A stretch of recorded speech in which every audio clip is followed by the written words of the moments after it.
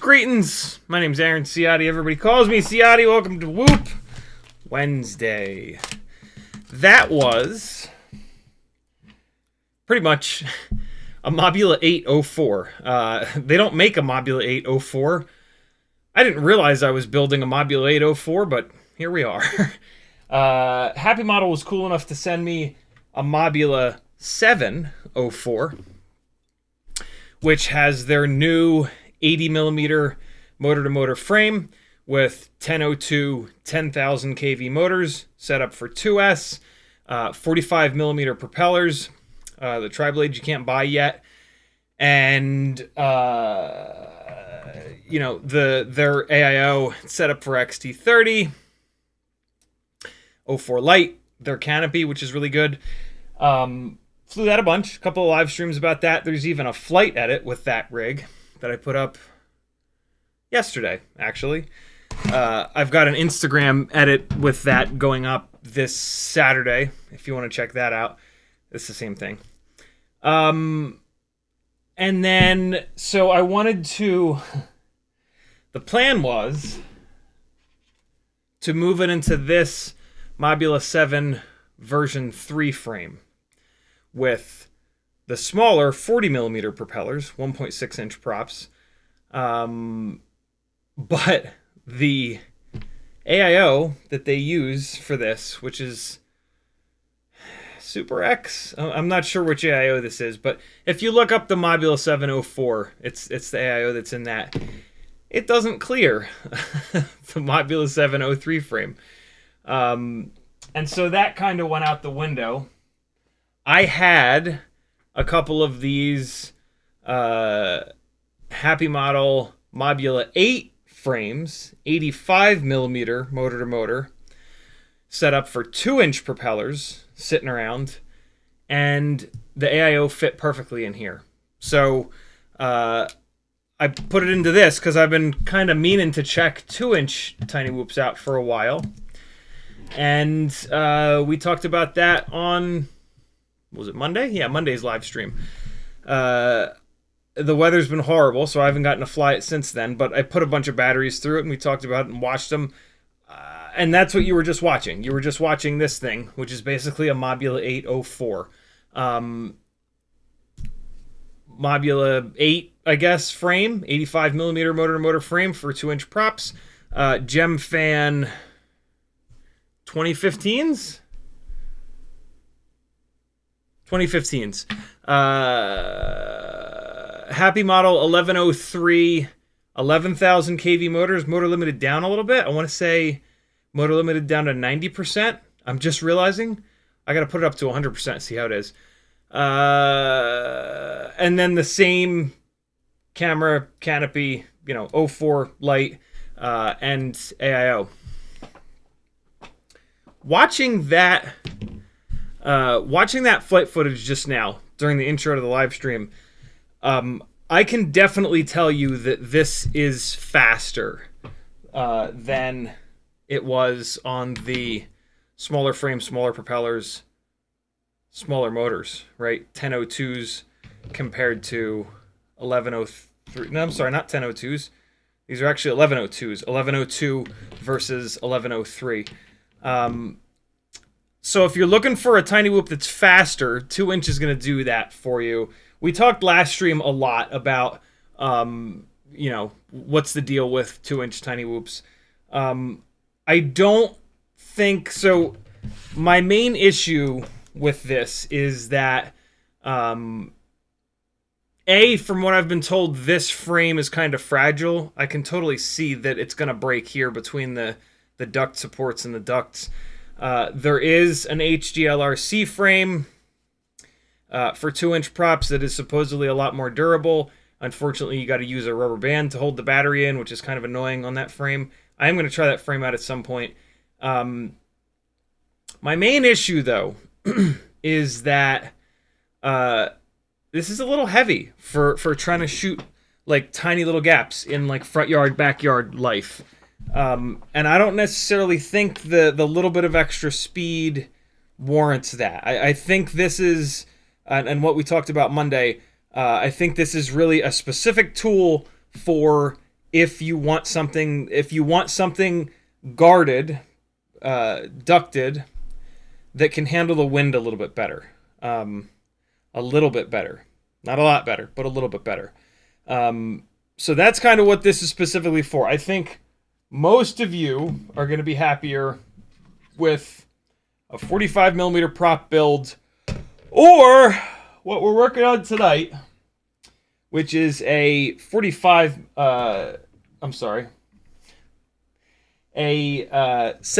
millimeter motor to motor 1.6 inch prop build. This is the 2S 75 millimeter rig that used to have, well, that's had a bunch of walk snail Lite VTX and camera combos in it. All of those walk snail Lite VTXs have exploded and are now on their way back to walk snail, hopefully for repair. With the luck that I've had, or lack thereof, with overseas shipping, in reality, they're probably on their way to the bottom of the ocean, but whatever. They were all broken anyway, so, and they don't make you prepay for their repair service. But yeah, we're going to take this and put an O4 into it. I got another one from Pyrodrone. So I'm going to do this build, and I'm going to use it to compare 2-inch tiny whoops, basically, to 1.6-inch tiny whoops. And then I think I'm going to pick and tear one of these apart.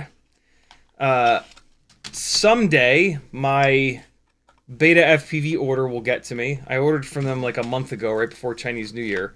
And I don't have a tracking number yet. I actually emailed them last night, like, you going to ship this order or what? And so, yeah, eventually, I can't do this full build tonight. I need to do the, I need to run the bead of E6000 around the camera connector. Damn it. I can do everything but, man, I was really hoping to fly this in the house a little bit tonight. That's a terrible idea anyway. These are too heavy to fly inside the house. But I'll do everything else that I need to do in the build so that it's basically just plug and play. And I'll E6000 it. And so it'll be ready to fly tomorrow. Tomorrow's Thursday. I should have some time tomorrow to fly it. What was I just saying? Shit. I lost my train of thought. Balls. What was I just talking about? Things? Must not have been that important. That's the plan for tonight, Stanley. Oh yeah, Beta FPV. Yeah, eventually that order will get here. In that order is their AIO, their new 1S AIO, which is apparently like the only one that will run the O4 Lite system without browning out all over the place. So yeah, I'm gonna pull one of these apart, and I think I don't know if I can justify another $100 on a third O4 Air unit. So I'll probably pull one of these apart and do a RC drift car chasing build with it, especially because the Torque Motorsport, the place that had the RC drift track, they are opening back up the end of the month here. So the timing should be kind of perfect. Get one of these into one of those little guys. It should only be a gram heavier. Then this will also force me to use the 3D printer to print out the version of the Batwing that Crom modified to work with the O4 camera. And yeah, I'll have a 1S 65mm no duct in view little 1S build. That'll be pretty cool. And I'll use it for stuff other than chasing the RC drift cars, but yo, chasing those little guys in 100 frames a second, 4K, is gonna be something fucking else. What a time to be alive. I was totally happy with the quality of the walk snail footage. Not super happy with how heavy that thing is and the runtime, but it was like, well, at least the footage looks amazing. This is going to be like probably another gram heavier. We'll be able to check it actually. We'll be able to compare the weight because I still have that 1S walk snail rig. Hell, I'll be able to fly them both back to back. That'll be a cool live stream. That'll be a really cool walk snail Lite versus O4 Lite live stream. I'll fly a whole bunch of batteries on both of them, and we'll see if, yeah, we'll be able to compare all the things. It'll probably be a blowout, right? Like, there's, other than the walk snail setup being like potentially a gram lighter, there's not really anything that it's gonna do better. You know what I mean? Like it's more fragile. I don't really think the latency is all that different. Anybody know offhand? Well, we can just look here. Let's see. Let's take a quick look. I actually still have the chart pretty much up. Latency comparison with other systems. Huge shout out to Chris Rosser for doing this amazing Not me. live stream comparing all of these guys. So if we come in here, fast forward a little bit. Okay, so we're going to be looking at Avatar HDZero analog, HDZero goggles, DJI O4 race mode. Nope, not race mode. I think we want to be. Hold on. O4 race mode. O4 race mode. No, we just want O4 regular. Oh well, no. You know what? Hold on. Avatar goggles, 50 megabit, 1080, 100. So the highest you could go on the O4 Lite was 1080, 60. So that's what we're looking for. Avatar goggles, 1080, 60. And he doesn't have it in here on this chart. I'm willing to bet it's the same, or O4 might actually be lower latency than than the Avatar setup on 1080-60, which is the max that you can run the Lite at. So it might have better image quality and and lower latency, which would kind of be ridiculous, but we live in ridiculous times right now. So, hey. So that's the plan, Stan. What do you think of that? In the chat, Cole Powers was first, Render was next, Spaceman Spiff, Mac FPV, Curtis Hayes, Matthew W. Render, Curtis Hayes again, Doubles FPV, Yannick, Frank Nicholas, Cole Powers, Rays, Alley Cat, Juiced, Cheetonian, Curtis Hayes, Cole Powers. I'm just going to read one page tonight because we got all kinds of stuff to do. If you want the gangliest of ganglies to give you a shout out, got to show up early, got to say something in the chat. That's all you got to do. Or you can type CiottiFPV into your chat message and I'll see it and read it. The antenna. I was going to say, they jibbed me on an antenna.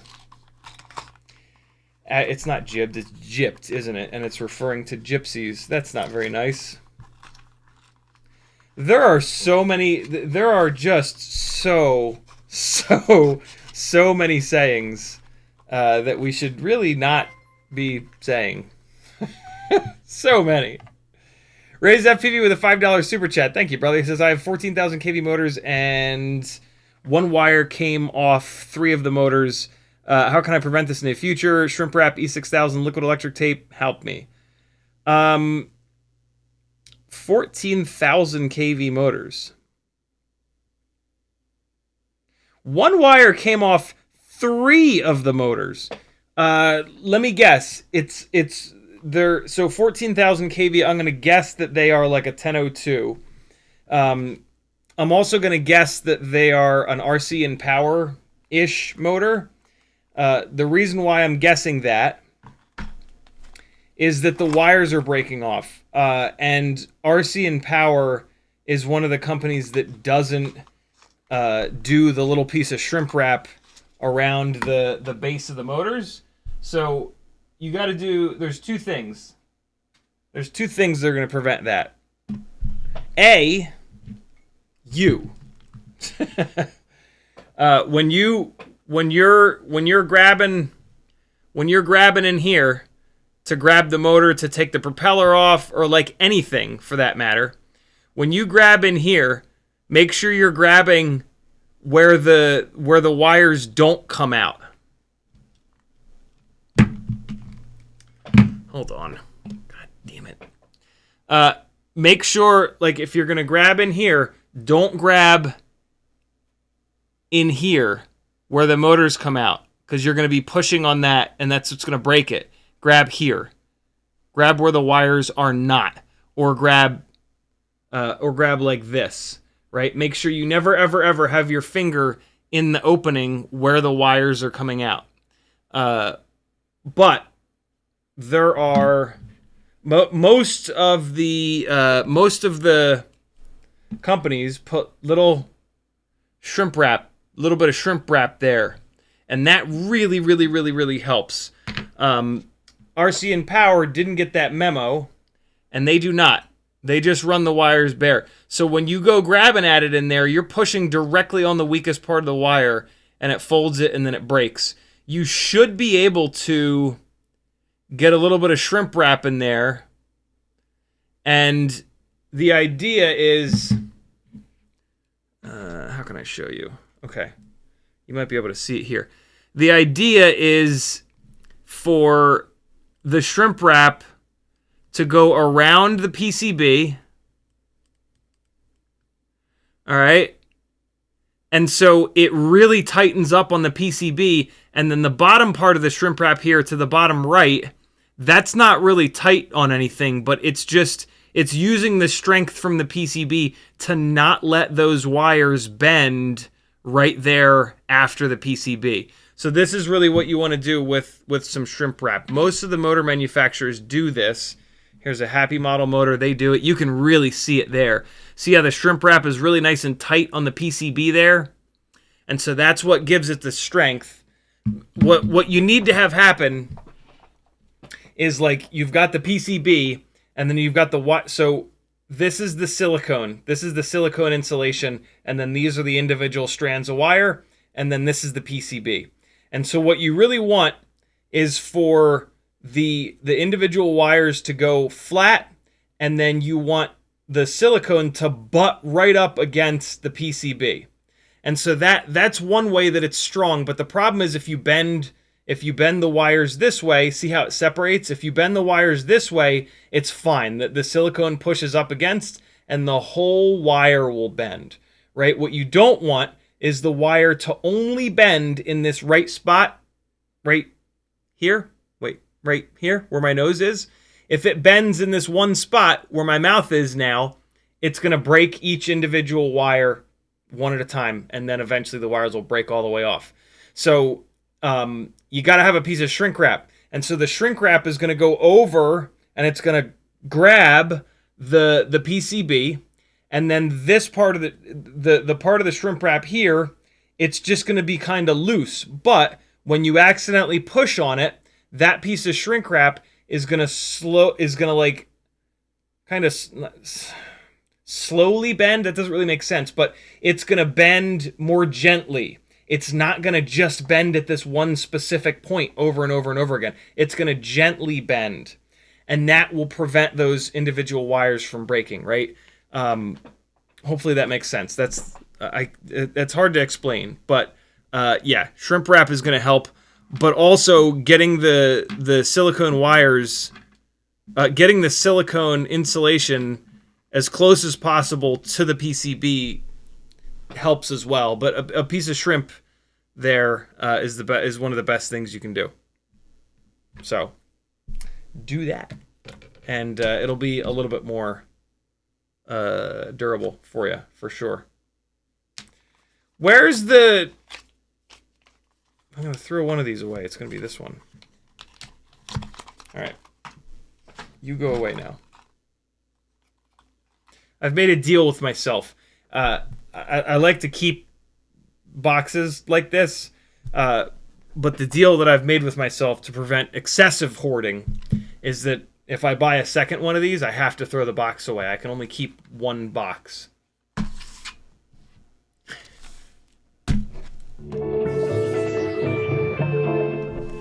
I got this from Pyrodrone. I got these as well. These are the GemFan 2008 propellers. 2-inch, 0.8 pitch biblades. I thought that I also got the tri-blade versions of these, but for some reason I didn't, and I was really pissed about that, and so I actually placed another Pyrodrone order because I forgot to get a bunch of stuff. Something came back in stock that I've been waiting for. It's a 4S 1050 MAH Tattoo R-Line battery that I run on the Cinewhoops. And so, yeah. Also, I got the Newbie Drone Goggles 2 goggle foam, and it's great. It's for me, for my face and head shape and the size of my nose, it's really, really, really nice. Absolutely no light leak, and the goggles sit closer to my face. So yeah, the Newbie Drone foam. If you have a face shape like mine,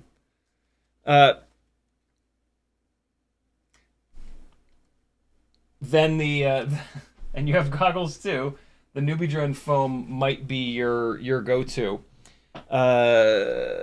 And then I thought that I was getting a Dogcom 300 mAh 1S BT 2.0 battery, but apparently I accidentally ordered a PH 2.0 battery. So next person that orders 1S PH 2.0 batteries from my Etsy store will get this thrown in with their order because I have absolutely no use for it whatsoever. Raise, thank you again for the support, my friend. CiottiFPV.com is the website where you can support me. It is the only reason that I can continue to do this full time. The bigger we grow this, the more stuff that I can test, the more stuff that I can prevent you from buying and wasting your money. It is well worth $3 a day over on my Patreon.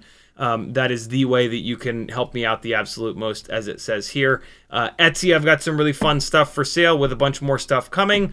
Fiverr, you can work one-on-one with me or just message me and we'll schedule it.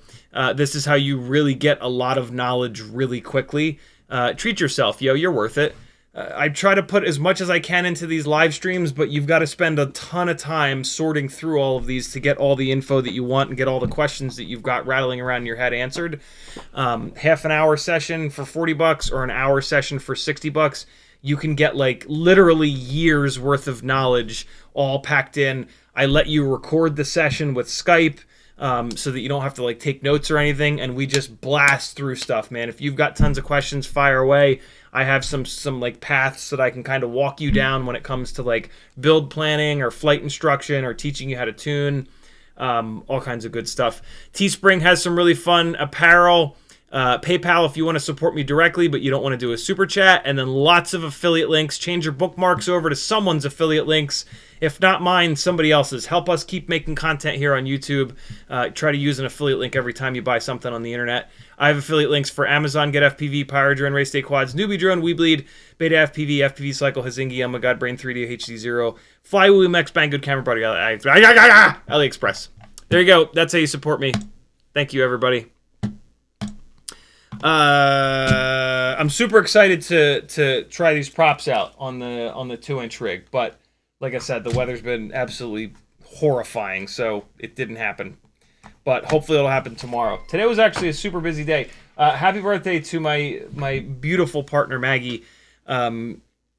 She is unfortunately feeling just awful, and so it was a birthday of not feeling all that great today, but I made it as good as I possibly could. I got her some cool presents and the food that she wanted for dinner and the cake that she loves the most, and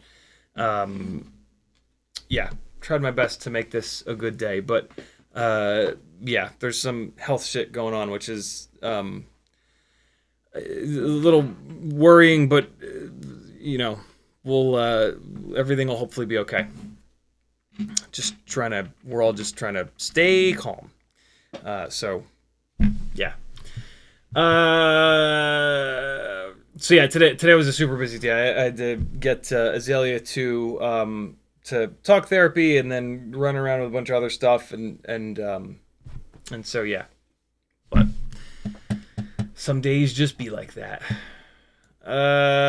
If you want to talk directly to me in the chat, just type CiottiFPV. It'll light up an orange for me. Or you can do a super chat if you want to support the madness, like BMO's Ride and Grind just did. $4.99. Thank you, brother. No comment. Just wants to support the insanity. Thank you so much, man. If you do have a question, by all means, tag me, type CiottiFPV, and then ask any question you want. And I will give you special attention because you supported me. All the love, thanks for the knowledge. You're certainly welcome, dude. Thank you for being a part of why I can do this. Rays says, good evening, sir. Hope you're doing well tonight. Alley Cat says, greetings, Earthlings. Craig says, howdy, everyone. Rays also says, I'm regretting my Nimble65 O4 purchase now that I've learned, like, stuff about FPV. Welcome to FPV, brother. That won't be the first... that won't be the first thing that you buy that you regret. It is a rite of passage. Yeah, many of us have, like... entire boxes of shit that we wished we hadn't bought. You know, I try my best to like warn you guys whenever I can, but there's just too much stuff out there. Maybe swap out the stack with the Mobula6 V3 or the Happy Model 2S1 you have when they sell it. Yeah, usually like with a bind and fly, if you buy one that's not great, usually there's something in there that you can use. And so, yeah, when that is going to happen, it's going to happen again. It happens to all of us. Just try to make lemons out of that lemonade and hang on to it, to be honest, or like just hawk it on fucking Facebook Marketplace and just be rid of it. There's nothing wrong with that. Yeah, you'll take a little bit of a hit, but you'll save yourself like if there's nothing in there that's great, right? Like if there's nothing in there that's great, just bail on it. but usually there's at least something that's not terrible. And even if like today you don't have a home for it, hang on to it. Eventually you will. I mean, it could just end up being like what we call a one-way whoop, which is like if you're going to fly something super sketchy, make sure your DVR is running, and then that's the rig that you fly for the super sketchy mission. And if it doesn't come home, it was a one-way whoop, and you've got the DVR, and everybody likes watching other people lose and fail and get hurt. And so that'll be your most watched video.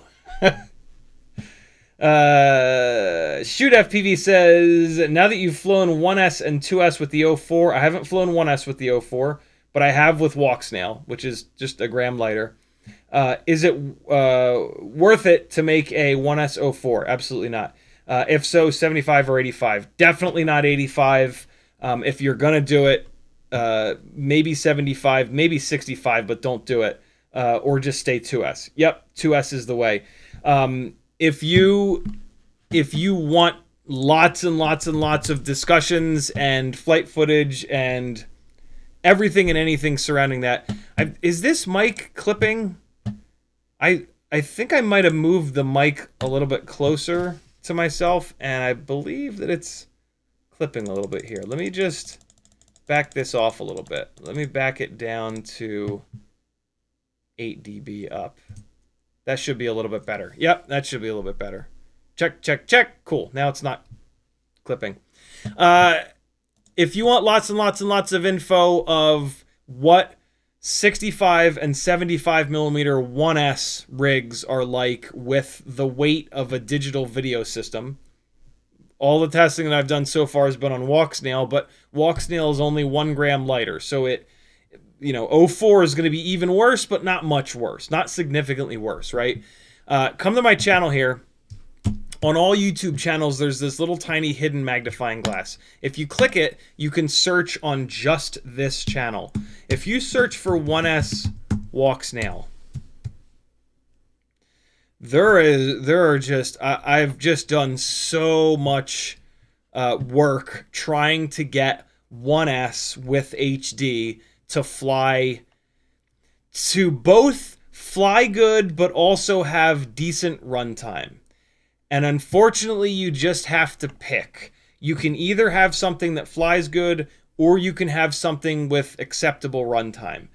If you have something that flies good, the runtime is going to be less than 2 minutes. It's going to hammer the hell out of your batteries. They're not going to last very long. And it doesn't even fly all that great, to be totally honest. Also, the problem with O4 is that it's going to brown out like crazy. There's only one AIO that doesn't brown out with the O4 when you run it on 1S, and it's by Beta FPV. It's their new one, their new matrix. But yeah, the long and short of it is that 1S with a digital video system, it's not a freestyle rig. It ends up being like a little Cinewhoop. And like with O4, that does make more sense than it does with Walksnail because the video quality is so goddamn good. But if you do a 2S rig, it's going to be just as good, if not better, of a little Cinewhoop. And you're going to also be able to freestyle with it. So I really can't recommend the 1S thing when it comes to digital. I did it as a little tiny Cinewhoop to chase the RC drift cars, which admittedly is awesome. So awesome that I'm going to build another one with O4. That is such a specific thing, though. The little RC drift cars change directions really quick, and so you have to have something that is absolutely as light as humanly possible. So that is a super, super, super specific thing that I'm doing with that rig. The runtime is going to suck, and the flight performance kind of sucks, but to be able to get 4K flight footage on the door of little RC drift cars is about the coolest thing ever. So it's worth it for that one super, super, super specific use. If you have a similar use case, sorry, that's what happens when I use stupid industry jargon that idiots use to feel superior. It just triggers the gag response. I don't know. It's the weirdest thing. Uh, if you have a similar case where it has to be unbelievably quiet, unbelievably lightweight, and able to change directions like that, yes. 1S O4 65mm 0702 high KV motors is going to be the way to go. You probably don't. I can't think of any other scenarios that would need that specific build. Every other scenario, a 2S 75mm rig, like what I'm going to be building tonight, is the answer. It is barely any louder.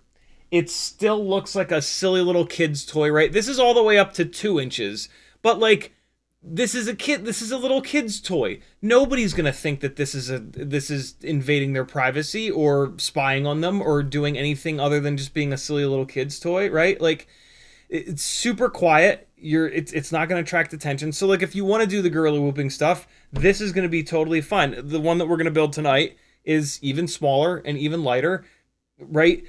But like, the benefit of these going 2S is that you get efficiency, you get good power to weight ratio, you get something that you can actually fly hard as a freestyle rig without ruining your batteries. And so you've got something that you can do guerrilla whooping with. You can fly it hard as hell with freestyle. You're still not going to attract any attention. You know what I mean? So yeah, the long and short of it is that 1S is for indoor, or no, it's for indoor hardcore freestyle. I was going to say like a little bit of outdoor. You could maybe make an argument for like jungle gym bashing. What that is like flying at a jungle gym really, really, really hard. So like like Matty flips, power loops, dives, like all the stuff that you do with a 5-inch rig at a Bando, but at a jungle gym, right? And what's cool about that is there's jungle gyms everywhere. You're going to pretty much do that with a 65mm 1S rig and just hope that it's not a windy day. An indoor hardcore analog 65mm 1S build is god for jungle gym bashing. If you think about the size of a jungle gym, you could fit a jungle gym like in your living room. You know what I mean? Like, they're not that big. What's that lamp doing over there? It looks so weird.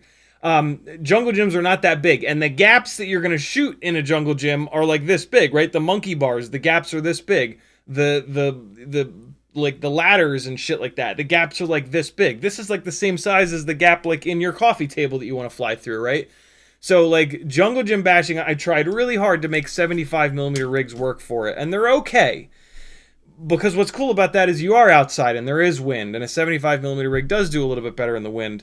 But it's not good enough. The 65s are better. And that what's cool about that is you don't have to have so many different rigs. One of the best things you can do to screw yourself up and not be able to improve as a pilot is to have one 1S 65mm rig, one 1S 75mm rig, a 2S 75mm rig, a 2S 85mm rig, a 2.5-inch rig, a 3-inch rig, a 3.5-inch rig, a 5-inch rig, a 7-inch rig, and bounce between every single one of those and like never fly more than a couple batteries on one before you move to another one.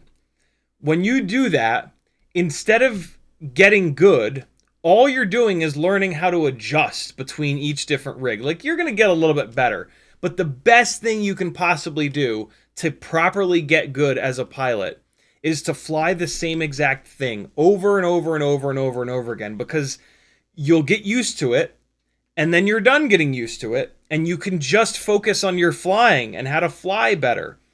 And so 1S 65mm 0702 high KV motor rig, indoors rips, jungle gyms rips, wind is going to kick the shit out of you, but deal with it. The wind is going to be going this direction, so when you're going into the wind, you can look down more and fly slow. When you're going with the wind, you can go really fast. If you want to do like a sideways sliding shot like you would do with a Mavic, If the wind is going this way, you just need to point like this, and then you let the wind push you nice and flat, right? Use the wind. And then you've got a 2S 75 millimeter rig for railing up and down the street, in through your garden, stuff like that. And then you've just got two. Those are the two Tiny Whoop formulas that just, like, when I fly them, they feel right. They feel correct. It's the right mix of power to weight. The response time is really good. The run time is good. It's not like a weird setup that's like hammering the shit out of your batteries, and it's like annoying because you got to change batteries every 2 minutes, and like you're having to like crank the PIDs way up because the prop motor combo is not quite right, but you have to run it like that to keep the weight down.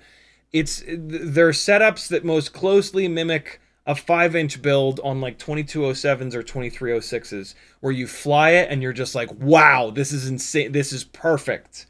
You could make an argument for 2S 2-inch for the Tiny Whoop, like we talked about on Monday, if you live somewhere windy, or if you just want something that's faster than a 1.6-inch prop build.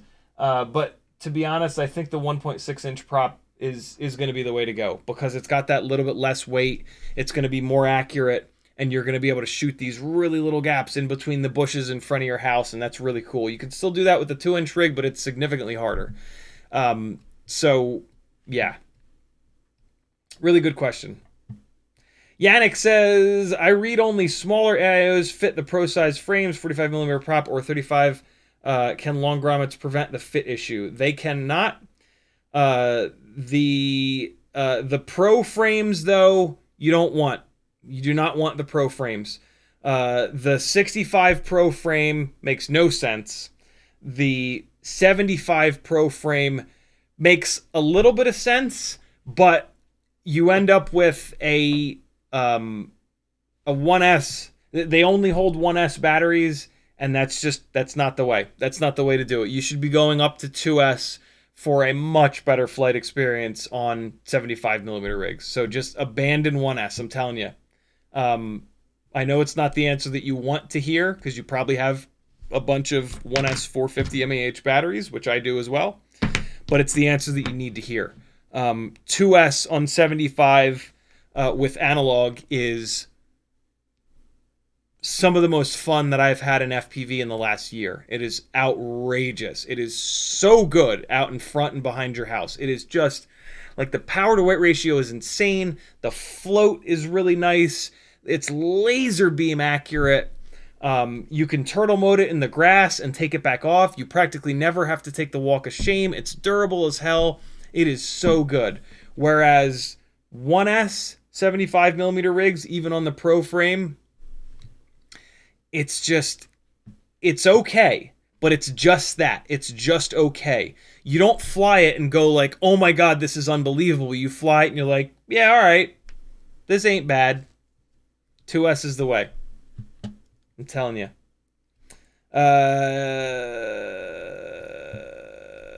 Alley Cat says, I'm building a Meteor 75 and thinking about using HGLRC Specter 1002 21000s. Any thoughts? Meteor 75. HGLRC Specter. I haven't run those exact motors, but a 1002 21000, it'll be okay. It'll be all right. I have, if you want to look at pretty much exactly what that is going to fly like, I've done almost that identical build.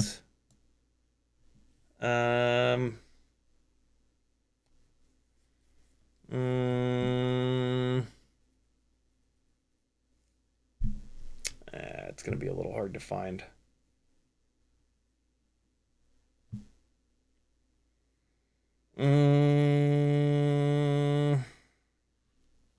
Let me see. 1S 1002. Here you go. This is one 375mm build, 603, 802, 1002. There you go. So there's some flight footage in here. 1002 tiny lifter. No, we don't want that. That's not it. Mobula6 1002 23,500 kV build. I doubt that I fly it on here, but if you go to this live stream and then go to the one right after it, there'll probably be some stuff. Yeah, it's okay. That build, I had pretty much that exact build. I might still have one of those. What that build does really well is not really change elevation, but just cruise. Like just rip up and down the street. Shoot the little gaps in your garden. Don't try to do power loops and matty flips with that setup. It doesn't have the power to weight ratio to change elevation all that well. But 1002 motors, right? 10 millimeters wide, 2 millimeters tall, 2, 4, 6, 8, 10. 5-to-1 width to height ratio. That's a motor that's going to stay nice and cool. And so you put the nose down on that thing and just go really fast. The motor is going to stay nice and cool, and it's going to be nice and efficient. So you can bomb up and down the street. It's like invisible, right? It's infinitely quiet. And you can just rail all around with it. And it is actually very fun. It's an old school tiny whoop flight experience. And what I mean by that is in the olden days of tiny whoops on brushed motors and low kV brushless motors, they just didn't have the horsepower to do the three-dimensional tricks. They didn't have the power to throw themselves up in the air, come off throttle, and float for a second so that you could flip and flop all over the place. And so we used to fly tiny whoops like little RC cars. We'd go forward, backward, left, and right. And that's totally fun. It's just a little bit more, for those of us that have been flying forever, it's a little bit of like a limiting kind of flight experience, but it's actually kind of nice to go back to that. I had a blast with that rig at the dog park, just letting the dogs chase it around and just like zooming all around the dog park, doing like big laps and shit. And yeah, with those motors, it's super efficient, and you can just run it at like 60-70% throttle for the whole 450 mAh battery, and you'll still get like 3 minutes of runtime. It's actually kind of fun. So yeah, if you fly that rig in that way, you'll dig it. If you try to do matty flips and power loops, it's going to frustrate you. At the bottoms of dives, it's going to like wiggle around because it's not going to have the power to get itself out. You're going to have to like get on the throttle really early to give it enough time to not hit the ground, and that's just kind of annoying.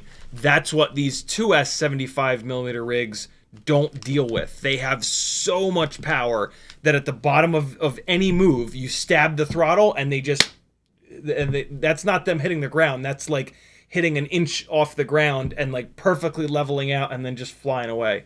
It's really something else. So yeah, that's how you should use that build, and you'll dig it. Brent Anderson says, shout out Brent. Are you? Oh no. You're telling me to shout you. I thought you were shouting out yourself. You've been flying 12 to 24 batteries a day for the last 3 months. Jesus. And you're advancing splendidly. Thanks, Ciotti. Very cool, man. Is it not outrageous how that consistency... Oh, you piece of shit, Canon. How that consistency will... pays off. Hold on.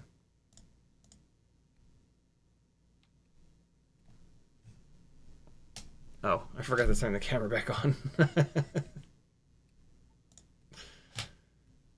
Should be coming back up in a second. Oh, come on, you jerk. Hemok says, what good flight controller like the FLYWOO GOKU, blah, blah, blah, blah, blah. They're discontinued, I guess, and for 2S...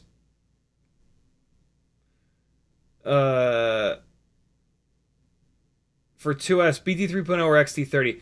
BT 3.0 for sure. The only pain in the ass is there aren't many batteries available for it. So XT30 wins for battery selection, but BT 3.0 wins for everything else. Flight characteristics, all up weight, stuff like that. I have 2-inch 1S with 5 amp ESCs, BT 2.0. Is it better to switch to XT30? For 1S, no. There's no reason to switch to XT30 for 1S. It won't benefit you at all. It'll just add weight, which you really don't want. 1S, the name of the game is just absolute lightweight because anything north of 65 millimeters motor to motor, 1.2 inch props is too heavy for 1S. And so you need to really be careful and like try to find every fraction of a gram that you possibly can to get any kind of flight performance out of 1S. So yeah, definitely don't switch to XT30. BMF Spade says, I ordered a set of 2207 AMAX comp Bando 1950 kV motors because of you saying how good they are for my next 5-inch build. Going to try Kiss Ultra and Volterra 70 amp ESC. Those AMAX motors are awesome. Awesome motors. AMAX is a German company, so of course everything they make is good. Ray's FPV says that makes sense, but he's going to fix it for me because my hands shake too much with to solder these, but I'll shrink wrap them and be more careful with how I manhandle my motors. Thanks, you're certainly welcome. It took me a while to realize I made that same mistake a million times. Wow, Canon, you are just a huge heap of shit tonight, eh? I apologize for the Canon making a terrible piece of software that drive. Although actually, it looks like it's YouTube shitting its pants right now. So between Canon and YouTube, boy, is live streaming difficult. Although, hold on. What is it? The CPU is freaking out. Why does the CPU keep freaking out? Yeah, it's YouTube. YouTube's doing it. All right, YouTube will crash in a second. I'll lose. Oh shit! I gotta get through the chat as quick as I can because I'm gonna lose chat messages. Craig says happy birthday, Maggie. Craig with a $20 super chat. He says happy birthday to Maggie. Thank you so much, Craig. I will put that towards the trip that I booked for her and I. Not on VRBO. I got the VRBO to eventually, after enough screaming, fully refund me. And I booked another guy on Airbnb. Matthew Wegner with a $20 super chat. He says, throwing another $20 into Maggie's birthday pile. Thank you, dude. Again, that has already been spent on this trip at the end of the month. Stan Dealey says, any bind and fly 2S whoops you suggest, preferably PNP actually, one that isn't the Pavo. That is too open-ended of a question for me to properly answer. You mentioned the Pavo. The Pavo is basically a Cinewhoop. There goes YouTube. All right, cool. So let's refresh this. Let's close this. We'll see how much of the chat I lost. Hopefully not that much. All right. And live chat. Awesome. I didn't lose anything. Great. So yeah, the Pavo is a Cinewhoop, which kind of makes me wonder if that's what you're doing. Are you looking for something to do like professional sort of work with? If so, I actually don't know much about those smaller builds. I find them to be too noisy and they won't carry GoPros. So they don't really do anything for me and the type of work that I get hired to do. If you're looking for something to fly freestyle, you don't want any of those rigs like that. You can't crash those rigs. They explode when you crash them. You need like a standard style tiny whoop, like what we do a lot lately.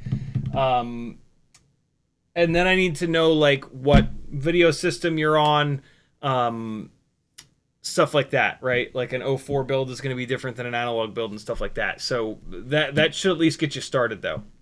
Brandon's White Bean says, I did a fly through for a realtor friend of mine yesterday. It's a homie's listing, and the Avata 2 is basically the perfect drone for this. It is indeed. I used the position holds normal mode with the RC3. Very cool.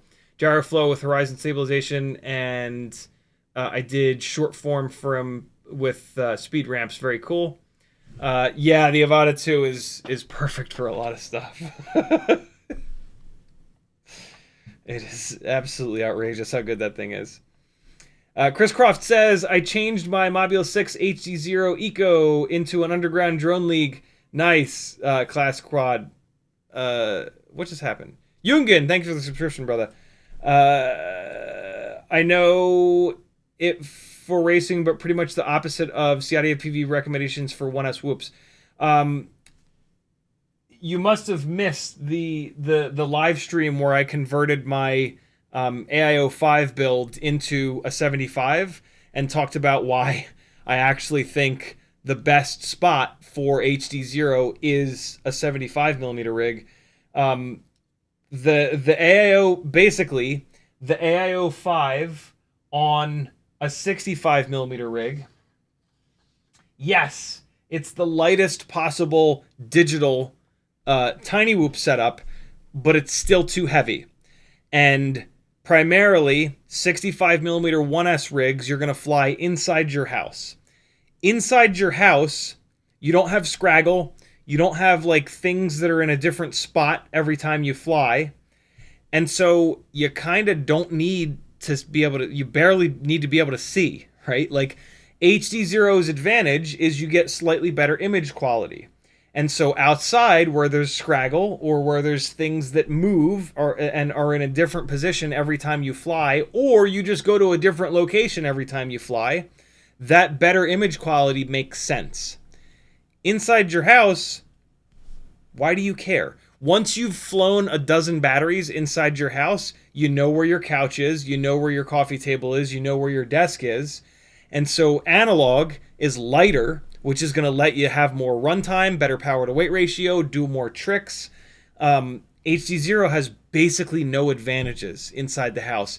And you can see this by the fact that not many racers run it anymore. Like a bunch of racers tried HDZero and then moved right back to analog for the lighter weight.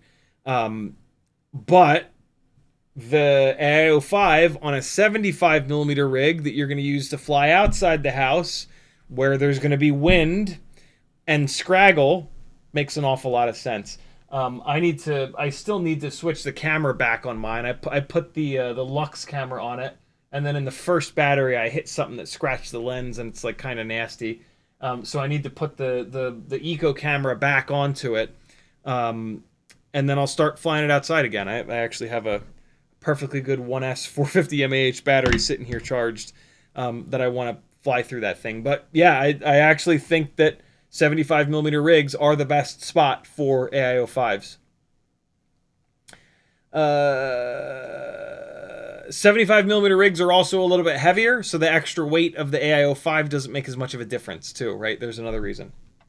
Cole Powers says, and it makes a lot of sense with the underground Whoop League builds, because they force you to run fat rigs. So like the extra weight that you would have spent on like stupid shit like LEDs that are admittedly cool but don't help performance at all, you can spend that extra weight on the AIO5 and be able to see where you're going better than the other guys. So that build actually makes a ton of sense. Cole Power says, you know, you can control A to select all text in YouTube chat. Yes, I do. I've been using Mac and Apple computers ever since there was both. Oh my God, they don't even have the fucking Apple on the keyboards anymore. I didn't even notice that. I've been using Apple and Mac computers since there was both an open Apple button and a closed Apple button, and they did different things on the keyboards. I was actually, my dad had a little side business, computer consulting, Apple computer consulting, and then Mac computer consulting, and he would send me out every once in a while to like just the dumbest clients that he had that like, you know, didn't know how to like control open Apple delete and stuff like that. And I was doing that like as a teenager here and there. I think I only helped out a couple times, but I made a couple of bucks. Yannick says, weight to power ratio is king for experienced pilots, 1S or 2S, but for a beginner that crashes all the time, isn't a heavier, rugged rig with lower KV better?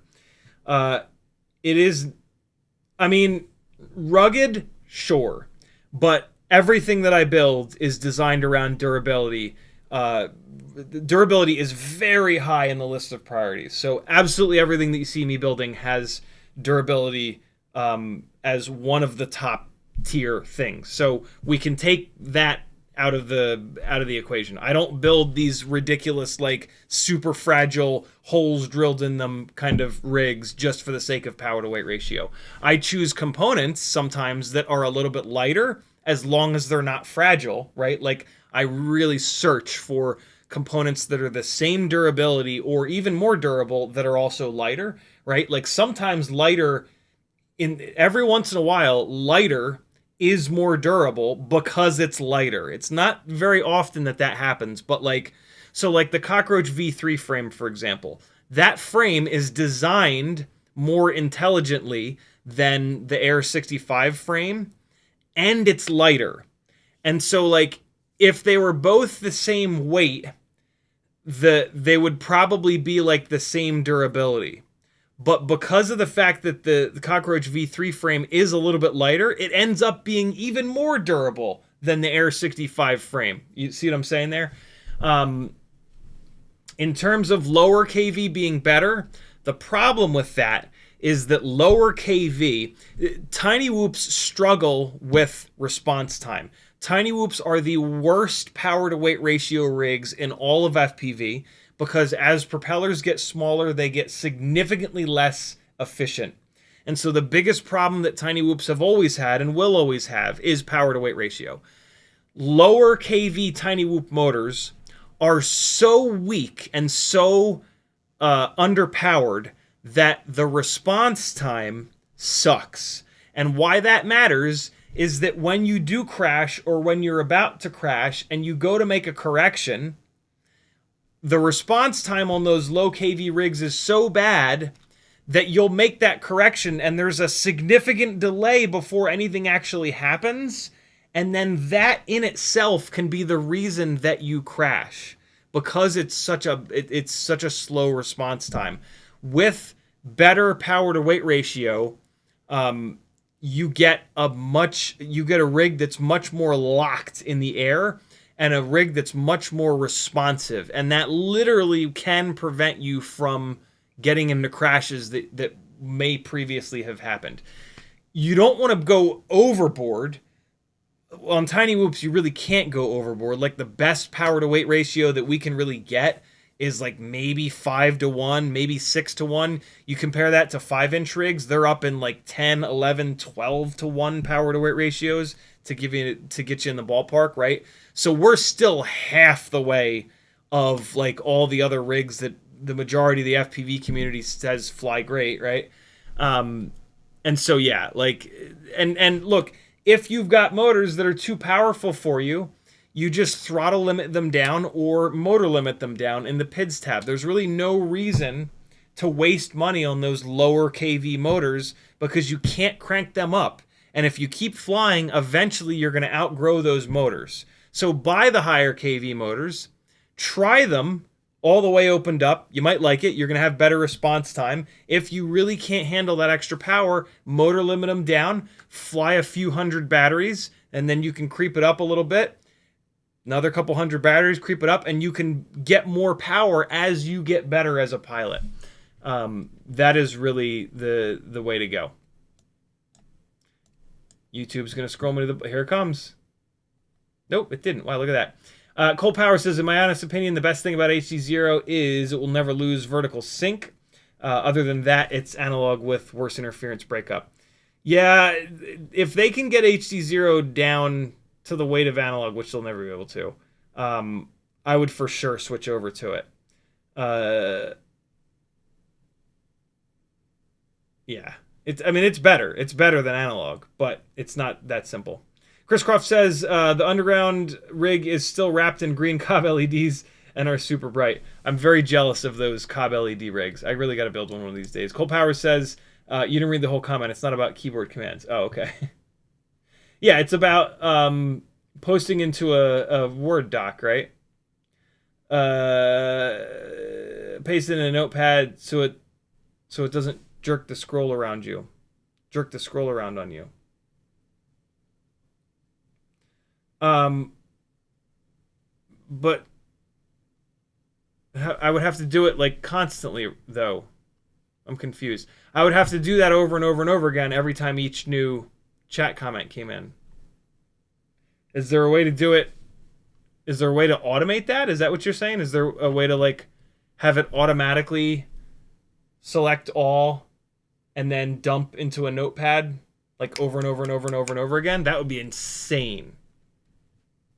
That would be so cool. Lambo Drive Zambo says Apple IIe. Yeah, that was one of my first. Was it a 2E or a 2C?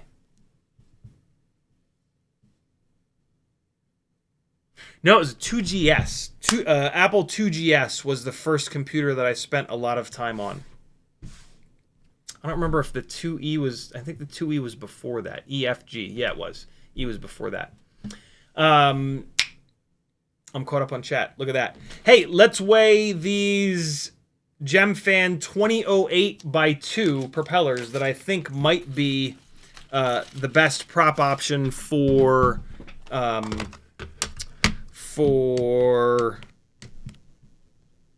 2-inch 2S bing bongs. Here are... Oh, God, excuse me. Here are all the other 2-inch props. Cole Powers says, no way to automate, damn it, without more setup.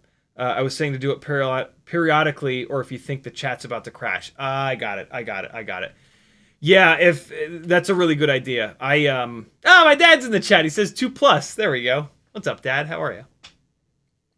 Why is my dad not a moderator? His name needs to be Blue. There we go. All right. Feel the power, Father. Feel the power. You can ban people now. And usually I say, like, please don't do that. But you know what? You ban whoever you want.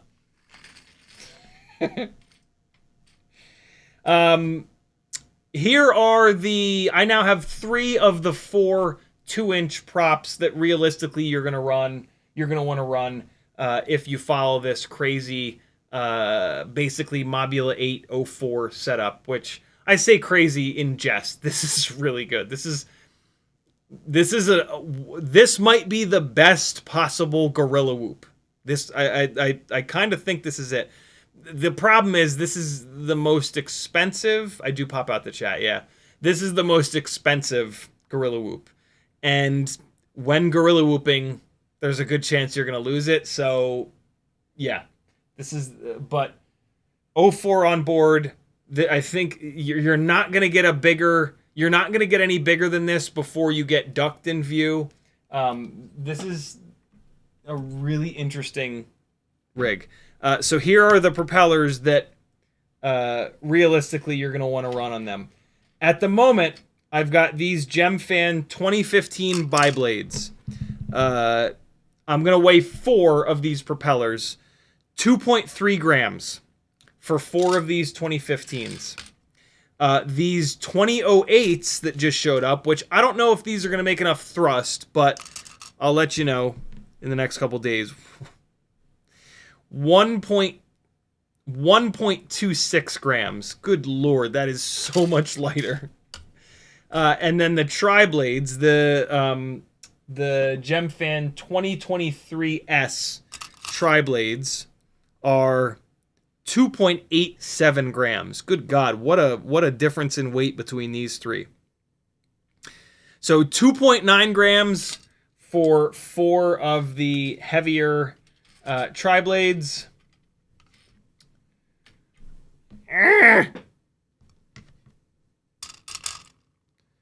2.4 grams for 4 of the heavier biblades. And then, was it 1.9? No, wow. 1.3 grams for 4 of the 2008 biblades. With enough RPM, these 2008s will make enough power. But here's the thing. These 2008s, and I think the tri-blade versions of these are 2009. These are very similar to in construction and in weight and in durability and in thickness. These are just like all of the other tiny whoop props that we run. the 1.2 inch, the 1.7 inch, really lightweight, super thin, wispy as hell, low pitch. These are like that. This is a different build. This Mobula 8 frame is big as shit. It's thick, it's heavy, it's solid. These 1103s, these are big motors. These are big, grunty ass motors. And so these props might not be the best match for this kind of setup. These 2015s and these 2023s might be the right match for this heavy of a frame, this girthy of a motor. These 2008s and the 2009 tri-blades, I have a funny feeling they would be a better match for, like, this is an 1103, maybe an 1102 on a lighter weight 2-inch frame. I think the HGLRC 2-inch frame is a little bit lighter. But it still seems like a pretty beefy frame. So these props might not, they might be too low of a pitch, right? 08 pitch versus 15 pitch versus 23 pitch. That's a huge difference there. These might not be pitchy enough, or they might just not be the right setup. They might be too flimsy for this heavy duty of a build. So I don't know. We'll see. I'll try them and I'll let you know. But don't run out and buy these quite yet. But I'm excited. I'm excited to try these. I was really hoping for better weather yesterday, but it just rained all damn day. Also, I didn't have the tri-blades to test either, and I was pissed that I forgot to order them. I think what happened is I thought that I already had a set of them. Everyday with Bruno says I had a Zenith Betamax. Nice.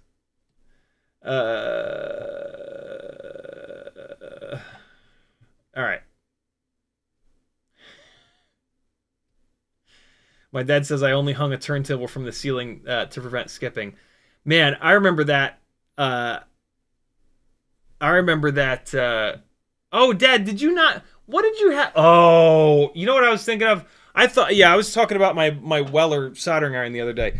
It wasn't the Weller soldering iron that you hung from the rafters. It was the power supply for the slot cars. That's what it was.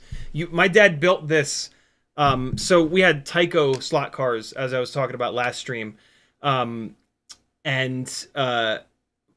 It comes with a stupid little wall wart, Mickey Mouse ass power supply for it. My dad builds this giant. It was mounted to like a big piece of wood. I think I might have it somewhere, or maybe it made its way back to his house. But he made this giant power supply that you could turn up and down to power the Tyco slot cars. And holy shit, you could overdrive those little motherfuckers. It would just be a blur. Because the Tyco slot cars were little, man. They were like 1/36th or 1/48th scale or some shit. Like, they were tiny little things. And you could turn I remember, like, when I was a teenager, I revisited the Tyco slot car stuff, and I took all the straight bits and I set them up in our patio, and I made just like a big long, like probably 20-foot long oval. And I had that adjustable power supply, and I kept turning it up more and more, and you could just like zing all the way down to the end. And then it was banked at the end, and it would zoom, zing, wing, wing. It was nuts when you turn the thing up.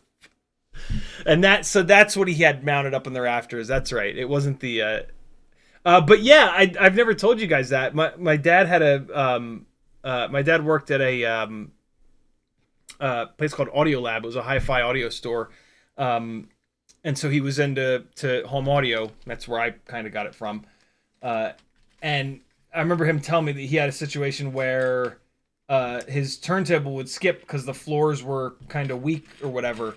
And so he hung the fucking thing from the ceiling, which is apparently a thing that hi-fi people do. He hung, I assume strings or cables up into the ceiling and then a platform and then put the turntable there. And I guess as long as you don't have neighbors above you, then it won't skip anymore. Tyco railgun. Yeah, it was built a railgun. All right, cool. The power supply that he built, I don't know if he built the power supply or if he just adapted an already existing power supply, but it had like no covers on it, and there was all kinds of, it looked very sketchy. Which is maybe why he put it up in the goddamn rafters so I couldn't get at it when I was a little kid and blow myself up. Actually, I'm not caught up on chat. Yannick says, sorry for the third question already. It's all good, brother. But bi versus tri versus quad blades, pros and cons. The more blades, the more grip, meaning when you come off the throttle, it's going to slow down faster, right? Like if you look at it like if you're flying along like this, it doesn't matter. But as soon as you go like that, and so like if you go really fast and then you flatten out, the aerodynamic profile is this. And so it doesn't matter what the propellers are. But if you have any angle on, the number of blades on the propeller are going to slow it down or let it glide, right? When you go to zero throttle, the props still spin, but they just spin a little bit. And so there's wind resistance, right? There's an aerodynamic advantage of less blades if you want it to be slidey, right? If you don't want it to be slidey and you want it to have more grip, you want more blades. The problem is more blades are less efficient, and the propeller is heavier. And so your response time goes to hell. It's going to be more wobbly in the air. It's not going to be as crisp feeling. With propellers, they're so cheap that you should buy bi-blades, tri-blades, and quad blades, and you should run them and make up your own mind. You might not think that you want lots of grip, and then you put the quad blades on, you're like, oh, I really like this. Propellers are super cheap, super easy to swap. You should buy lots and lots and lots of different propellers and test them all, because it's a really good exercise in trying to feel the differences that they make. And it's also one of the easiest ways to change the performance of the way that a rig performs without having to solder, without having to spend a bunch of money. It's great for like retail therapy. It's also great for literally getting better at detecting the differences that things make. So buy a bunch, try them. It's a good exercise. Striker says, do you think I could make the 2009 tri-blades work on an open prop 1003 with really high KV? Maybe. At some point, the problem is going to be these propellers flying off the motors, because you don't have the two extra screws to hold the damn things on. I doubt that we're at that point yet, but that might be the only thing that could screw that up. But yeah, you're gonna need a bunch. Well, I don't know how much RPM you'll need. I'll let you know in a couple days. Slot cars are something I wish I was old enough that would have been in my childhood. It seems so cool. It is pretty cool. One of the revisiting. So when my parents were coming through town on their amazing winter tour with their RV, we went to a slot car place up in Helen with the bigger slot cars, Helen, Georgia. And what really, we did this like, I did this with Maggie and the kids last year, I think. Maybe with my dad once, and it didn't strike me as obvious. But this year, what really struck me is that the coolest thing about slot cars is it, and this is just me being a complete motorsport lunatic, but stay with me here. It allows you to just specifically focus on acceleration and braking zones, which is really, really cool. Like, you know, real life motorsport simulator, you're juggling so many different things. You're juggling where you set the car up, braking zones, when you turn the car in, what it's doing in the middle of the corner, balancing the car in the middle of the corner, trying to get on the throttle early enough to get out of the corner, which is the second thing that you really focus on with slot cars. How far out you can run the car in the exit, getting the RPMs just right, heel toe downshifting so that you don't shock the tires. To like, there are so goddamn many things that you have to focus on that you can only devote like 10% of your brain to each one of those things. With slot cars, you go and you stop, and it's really cool to be able to dedicate 50% of your brain to going and 50% of your brain to stopping. And it really like makes you appreciate that and like look for these subtleties. I guess you also sometimes have to like manage the throttle in the middle of the turn a little bit, but like usually you're coming off the throttle on the way into the corner and then you're just hammering it on to get it going on the way out. But yeah, that really struck me for whatever reason this time. Maybe because we went like twice in a row. And like ran a bunch of laps, but that was super cool. That was super cool to really just like look at specific points in the track and be like, all right, there's the absolute latest possible spot that I can jump off the throttle. So I'll try that for a couple times and monitor the lap times. And all right, this next time, instead of just jumping all the way off the throttle, I'll try to come to like 10% and see if I can just like roll what we call like roll the car into the corner. That was really cool to just focus on that one thing. When I was a kid, I just had, you know, I didn't have the wherewithal to like under.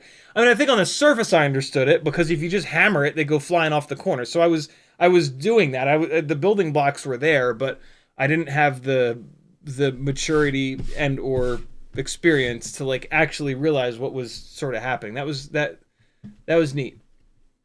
That was an unexpected little thing. Ray's FPV says, Alley Cat and I have been trying to sell CiottiFPV to check his PayPal, but it's not coming up on either of our chats. Is YouTube better not be? Well, no, you said, well, I think YouTube is censoring chat comments with the proper spelling of PayPal. In this message, Raise, you spelled it PAYPAYL. It's misspelled. Somebody type PayPal into your chat, into the chat. I'm guessing that it won't show it to me. That's maddening. Although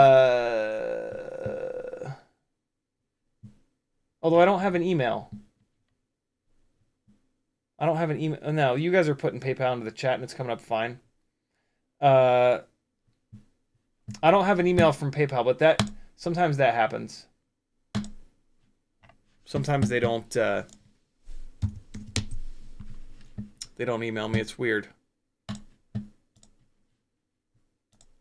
Oh my god, PayPal makes it so difficult to log in now. Everybody's making it hard to log in now.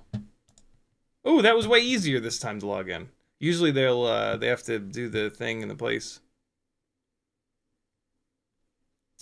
Thank you so much for the $10 PayPal. It says, this is for your healthcare fund and because you're appreciated. Very cool of you. Where's that healthcare fund? Here it is.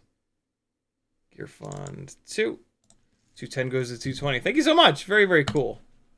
I actually, that reminds me, I got to get auto pay set up for for my healthcare. Very cool of you guys. Thank you, Alley Cat. Thank you, Rays. Oh, good call. My dad says show the chase video you took in Helen. Yeah. Here you guys go. I put it on the fast SSD. Slot cars. I really wish that I'd had more than just this one battery charged. But one's better than none. This is the Walk Snail Freestyle rig. 65mm 1S Freestyle rig. Because the no props in view rig was not bound, and I couldn't get it bound. But yeah, this is one of the slot car tracks.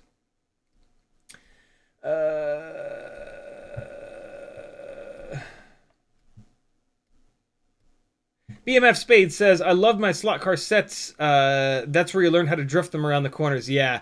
That is how you know you're going exactly fast enough when you start to see it rotate a little bit. That is the name of the game. Bob Bruce says, growing up, my stepdad had built a track that was around 150 feet long with a power supply similar to what I'm talking about, and it was a blast. I had a tackle box full of slot cars. Awesome. Striker says, I get into the whole 2-inch 2S thing right before you. I love the idea of an open prop. I just haven't pulled the trigger yet and do want to find the best props. There aren't many prop options, so just buy all of them. You'll spend like $20 whole. Sim racing's a rabbit hole you can't get out of. There's so much to learn, and you're never too fast. There's always something to learn. Getting into oval racing now as well. Yeah, sim racing is super fun. I wonder why it was not showing your guys' comments. That's super annoying. Every Day with Bruno says that's why I say pal pay. Now it showed me all of the messages with PayPal in them. Very weird. But whatever, we got it figured out. Took a minute, but so there it is. That's all I was able to get. The other, oh wait, no, I did get another one. That's right, I had 2 batteries. I brought 4 batteries, but like 2 of them were already dead. Yeah, I'm gonna do a little edit with this.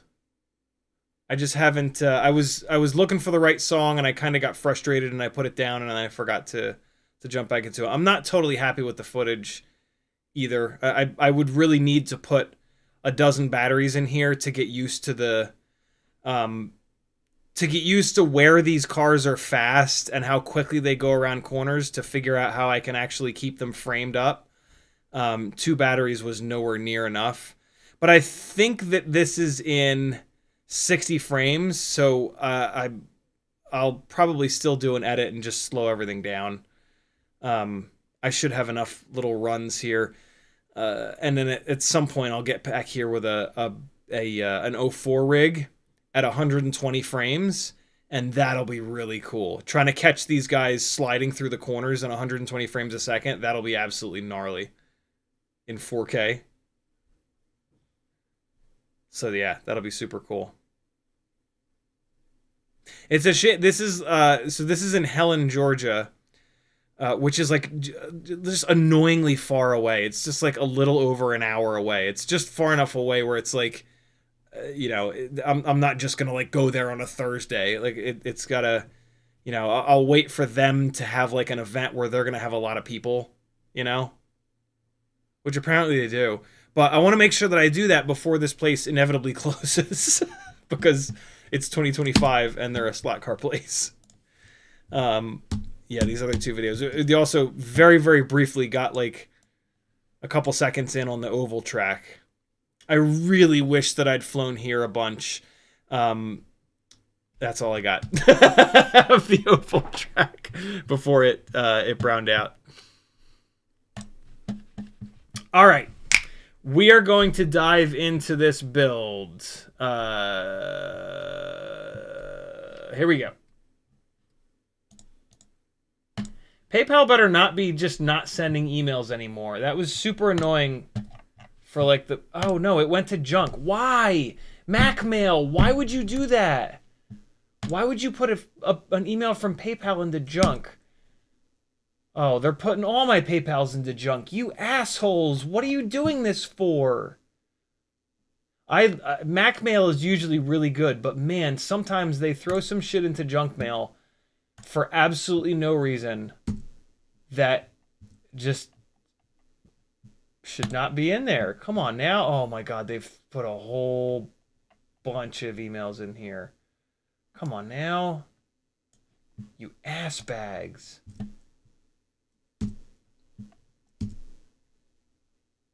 Oh my God, Craig Meyer, thank you for the $25 PayPal on the 17th. God damn it! Come on now. Oh boy, this has been going on for a while, dude. Airbnb email. Craig Meyer, another $25 PayPal. He says, you do a great job. Thank you. Dude, thank you. Oh, come on, man. Mac Mail, you got to get this figured out, bro. This ain't cool. I mean, I think I see where it happened. I think it's because I got it when I booked that VRBO, a bunch of oh no, this is where it happened. This is where it happened. For whatever reason, the PayPal application on my phone doesn't work right, and I just kept trying it over and over and over again. And so that generated a bunch of PayPal emails in a row. And then MacMail was like, whoa, God. Okay. And they're like, please contact customer service emails too. This is where it happened. Yeah, look at all these emails. But yeah, okay. All right. Well. Nope. It actually started before that. Screw you, MacMail. Come on. I take it back. You're a jerk, MacMail. Go to hell.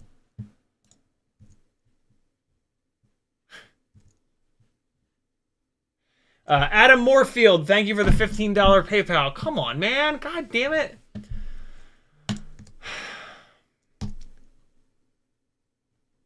Oh, this is an email that I really need. Good Lord. What are you putting AT&T emails in here for, you idiots? Dude. Come on now.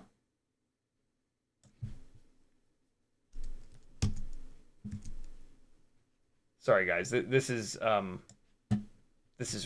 absolutely ridiculous. Spectricide. Yeah, definitely put that one in there. That's trash.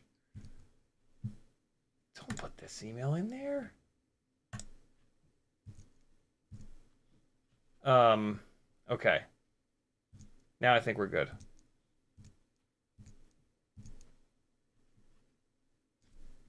I put one of Craig Meyer's just random emails into here. That's infinitely annoying. If you guys haven't heard back from me, blame Apple. What? Matthew Wegner sent $65 and PayPal put it into junk and I didn't see it back on the 9th. What? I've been getting back into 65mm whoops lately and really enjoying the streams and working on the archive too.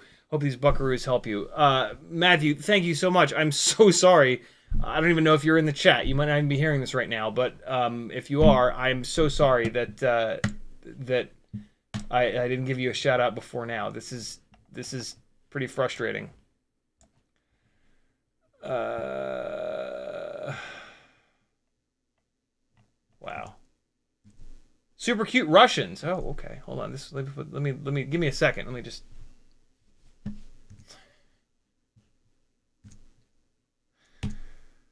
Maybe we're okay now. Everyday with Bruno says there's one in Marietta. What? Atlanta Slot Car Raceway. No way. That's insane. Kevin Summers says blew up an analog AIO and a 65 this weekend. What's your current preferred analog 5 amp AIO? Still the 2G4. What'd you blow up? Which AIO did you blow up, dude? I need to know. Weebly has a ton of the 2G4s.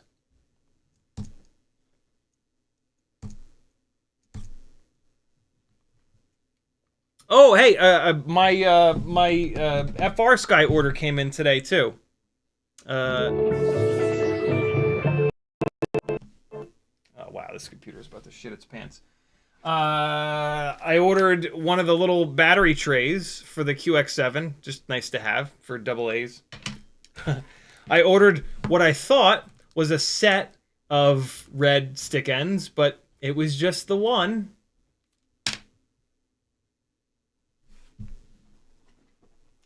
And I got my QX7 case, and it's absolutely gigantic. I had no idea it would be this big. I'm not gonna use it. It's too big. I don't understand. This is huge. This is absolutely massive. Like, well, I guess it doesn't look that. I'm holding the QX7 in front of the camera there, but like, There you go. Like it's too big, and it's also thick as hell. If I ever have to ship a QX7 somewhere, though, this is absolutely what I will use. So, like, I'm not gonna sell this or anything, but yeah, I'm not gonna use this in the way that I thought that I was gonna use it. But yeah, if I ever need to ship the QX7 somewhere, this is absolutely what I will do it in, because this is totally custom cut foam, and it's thick as shit. Like, you could throw this off a building, and it would more than likely survive. So I'm kind of glad that I have this. It gives me a spot to put like the third backup QX7 that I have somewhere. So it's not wasted. But I didn't think about how big this was gonna be. That's what she said.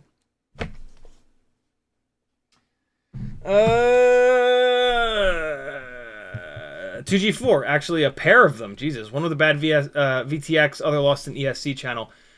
If you want, you can come on to the Beta FPV Matrix train with me. It weighs what the oh, come on, Canon, you fucking morons. Jesus. You can try the Matrix AIO. It seems like it's pretty durable.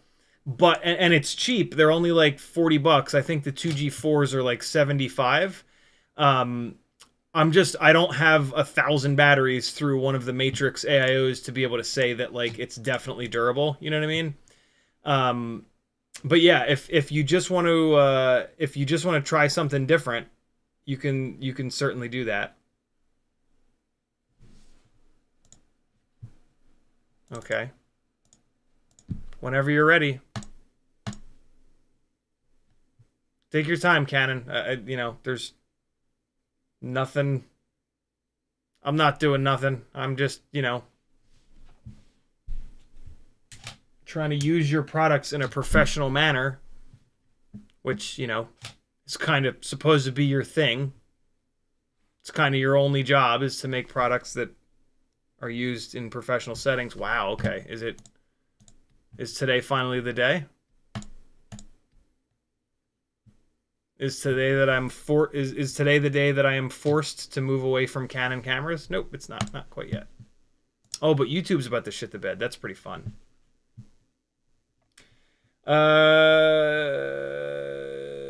Matthew Wagner says, as a date reference, I did a PayPal on February 9th, but I haven't caught all the streams since then, so I assume that I missed any shout out.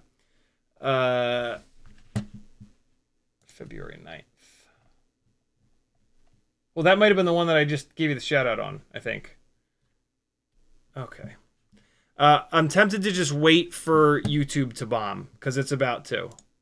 So I'm just going to leave this frozen. There it is. Awesome. Way to go, YouTube. Way to also have something that is intended to be used in a professional setting, but is so poorly designed that using it in a professional setting is a living nightmare.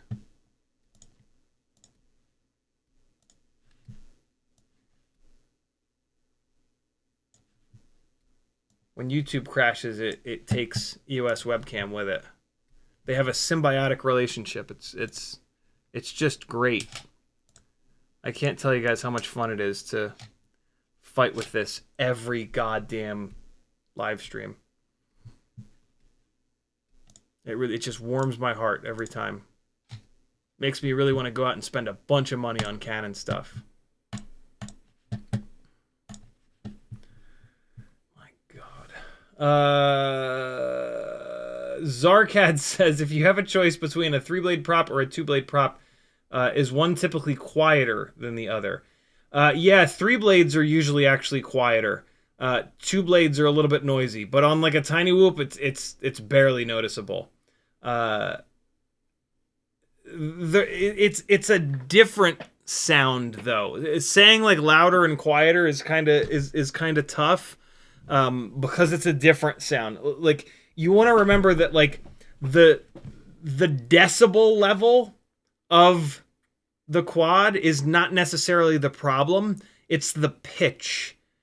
the really high pitched screaming noise is what people don't like, and is what draws attention. And sometimes you get that more from a tri-blade than a bi-blade. But in terms of like raw volume, usually the bi-blades are louder, I think. But props are cheap. Get them both. Do your own testing, because every frame is different. Every frame has a different aerodynamic situation. And so you might, on your specific setup, your specific all-up weight, the bi-blades might be quieter. You really do have to kind of just try it. But luckily, props are cheap, so get a bunch and find the cheapest. C. Joe says, why haven't you upgraded from the QX7? Because there are no radios that have done anything better than the QX7, and it fits my hands the best. And so, very high on my list of priorities is flying as good as possible.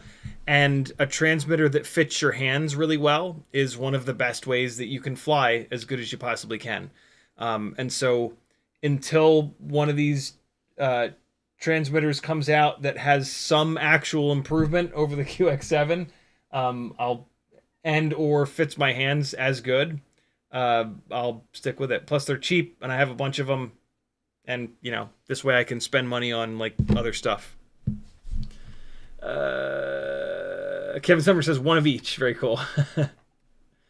McMucus says, who has the Matrix? I have no idea. Kevin, have you found the Matrix somewhere? Let McMucus know. Yannick says, what about the newish Newbie Drone 3.1 AIO? Matrix is sold out mostly. Air 5-in-1 is too fragile. I really can't recommend the Newbie Drone AIOs anymore.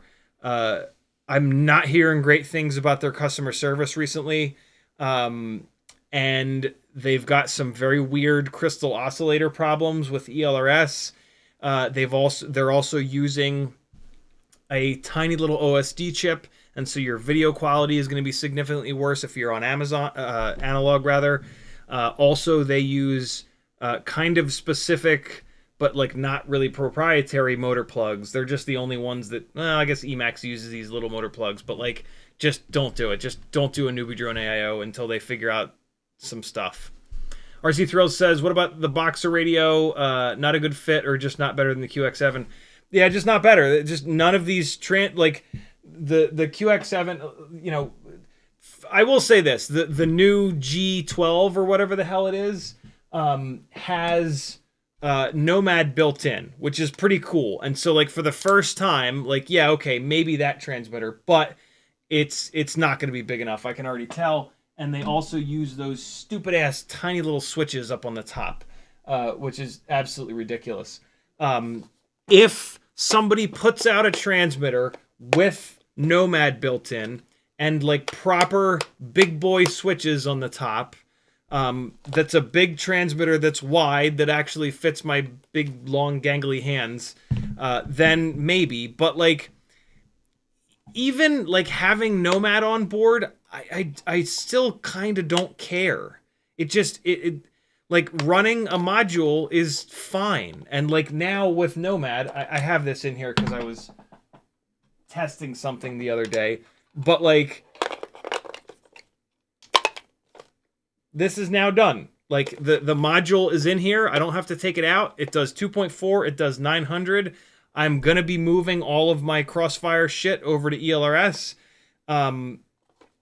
It doesn't have a color screen, but like, what do you need a color screen for? They're not taking the one amazing opportunity that they have with the color screens, which is to put a stupid little VTX analog receiver in here that'll display video on the color screen. They refuse to do that for some insane reason, and so there's no need for a color screen. We don't use models anymore, so you don't need that silly row of buttons, right? Like these Hall sensor gimbals are great. They're totally fine. Like, yeah, okay, the all CNC gimbals, when you smash into the end of the gimbal travel, it feels a little bit better, but it really isn't, right? You get to the end of the travel and that's that. There's no benefit of it being CNC, right? I've done thousands and thousands and thousands of batteries through these Hall sensor gimbals, and they don't die. What else is there? You know, I've got a couple knobs that I actually use. I've got all the switches that I need, and they're big boy switches that I can actually hit with my man hands. Like, do better, Radio Master. Like, innovate. Stop putting them in dumb colors. Stop just randomly changing the shape. Stop putting rows of buttons that nobody's going to use across the front. You know, like, figure something out. How, like, it's insane to me how many different transmitters there are that do the exact same thing. RC Thrills misspelled my name, but I just happened to see it. Why go Nomad? What will the 900 megahertz do? Everything that Crossfire does, which is basically that 900 megahertz is a longer wavelength, and so it will travel farther and it will bounce better. It'll bounce differently. And so for me, in, like, you know, when I'm working, so the best example of this is the Criterium Cup races, the live broadcast stuff, where I'm in the middle of a city bouncing my signal off as many buildings as I possibly can to try to chase these cyclists as deep as I can to cover the static cameras that will either come out of focus, or the camera will go down, or something weird will happen. So like the Criterium Cup race in Miami, for example, on Miami Beach, the camera on turn 4, which was like 2 blocks to the right of me, went down, and so now they don't have a single decent shot between turn 3 and turn 4. I was on, well, they're still on Crossfire. And with Crossfire, I was able to punch like half the way down. So 2 blocks over, I was able to bounce that 900 megahertz signal half a block down to try to cover this camera.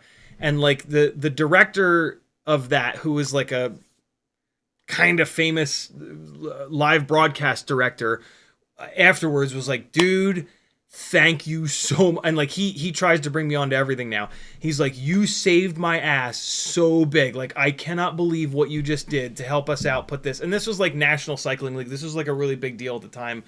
And so like the 900 megahertz was able to just like really punch down far on that block. I've tested ELRS at these criteria, not that specific one, but other Criterium races, and ELRS 2.4, it will not, the testing I've done so far, it will not punch quite as far as 900 megahertz will, just because it's a tighter wavelength. And so in a professional setting, Nomad is everything, because it gives you all the benefits of 2.4 and all the benefits of 900, and it switches on its own. You don't have to fuck with it. You just plug it in and go. And I've literally been waiting for this exact technology to come off of Crossfire. Folks that have been around for the last couple of years will know, like, so many people have asked me, like, why are you still running Crossfire? Why not go to ELRS? And forever, it's been, you know, what I do with a lot of my stuff, every once in a while, the range does become really important, and the lower latency is not as important as the extra range. So yeah, there's that. That's the main reason. And I knew that at some point ELRS would combine their 2.4 and their 900. So I just played the waiting game, and it's kind of paid off. I thought that I didn't really think all the way through it, but I just didn't realize that I could have moved everything to ELRS, and then the Nomad would have still worked, because it still works on just 2.4. But then I would have had to move a bunch of stuff off of the 2.4 onto the 900 or onto the dual band receivers. So it would have been extra work. You know what I mean? So yeah.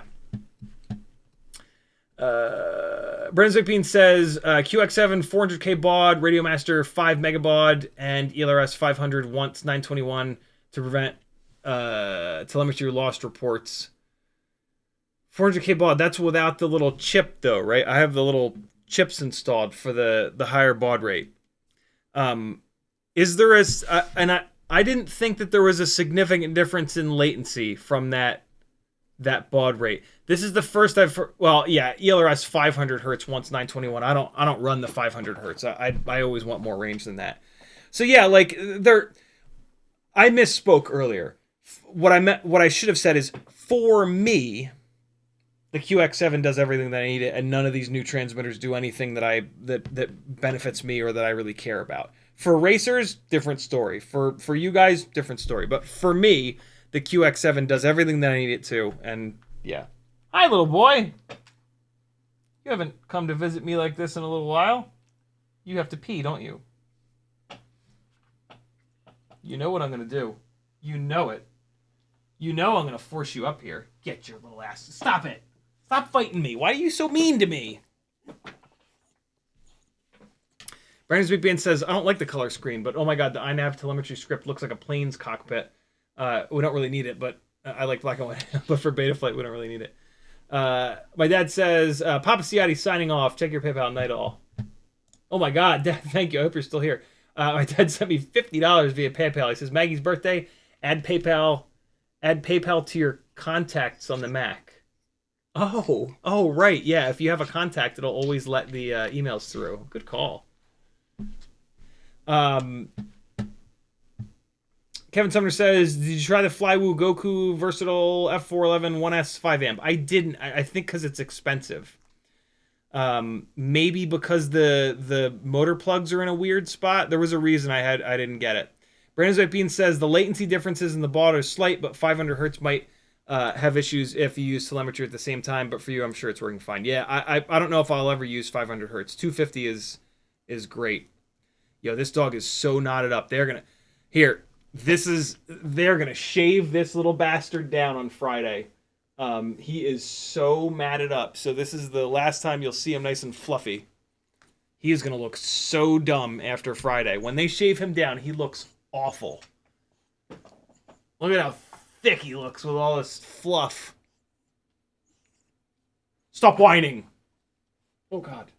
Why are you wet? Did you just pee on me? What are you doing? What's happening?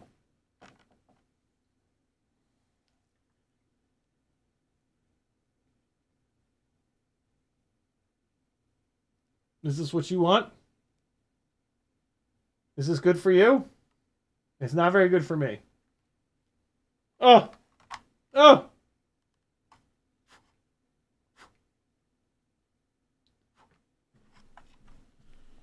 Is this your deal now?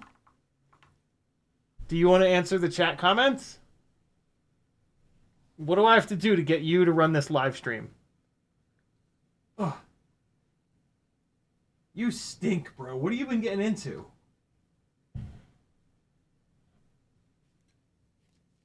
Oh, he's done. No, he's being nice. $70, but no motor plugs. Yeah, $70 is a bit much. Oh, God! Boondock Striker says, most of the racers only fly in 500 at the races, 250 just flying around. Yeah, the difference in range is unbelievable. Between 500 and 250. Oh!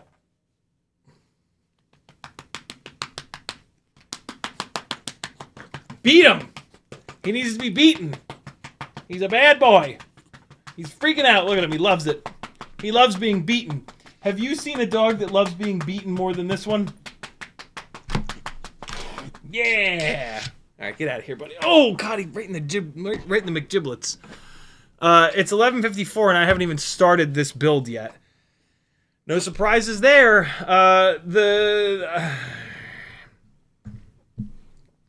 I've got raw wires, and you can't solder direct to this, unfortunately, to the O4, and so that's pretty annoying. Yeah,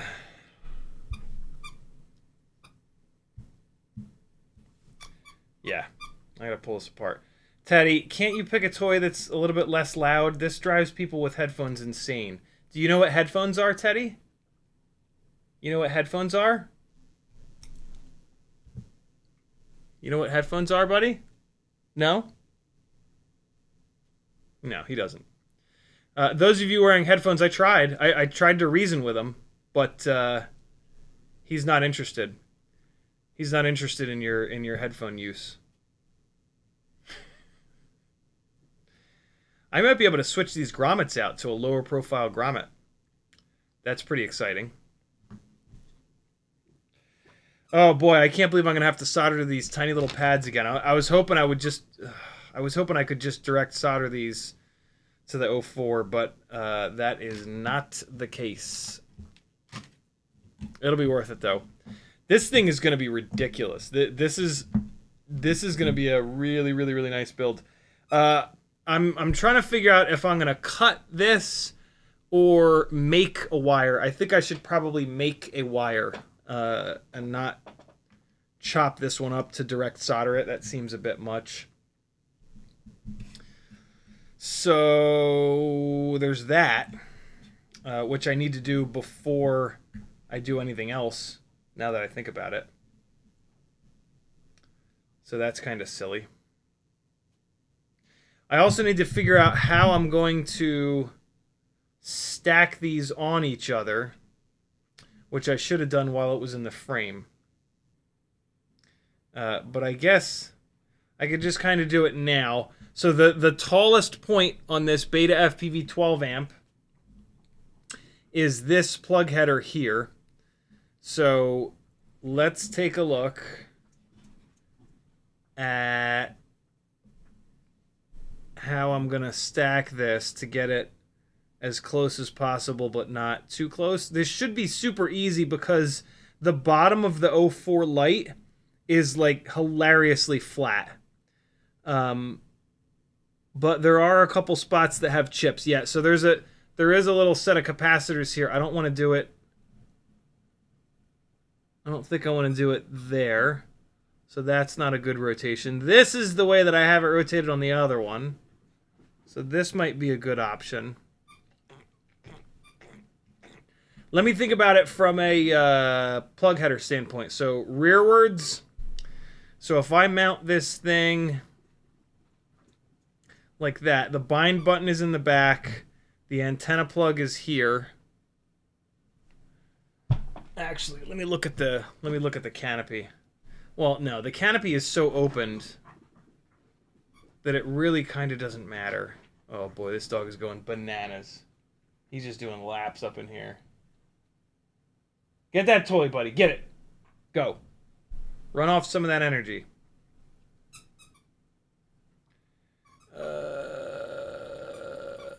Kevin Sumner says, no pads under the plug header for the O4 Lite. Maybe, but I'm not breaking the plug header off to find out. Oh, boy. Hey, buddy. Oh, my God, he's running. Oh, he's crazed. It's because I was hitting him.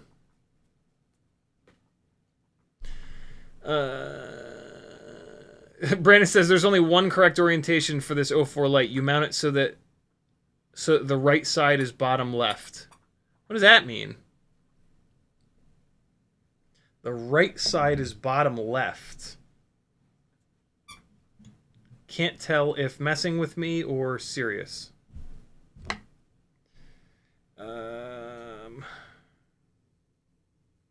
Trying to kind of like look at this one for inspiration. It's got this big old USB-C on it.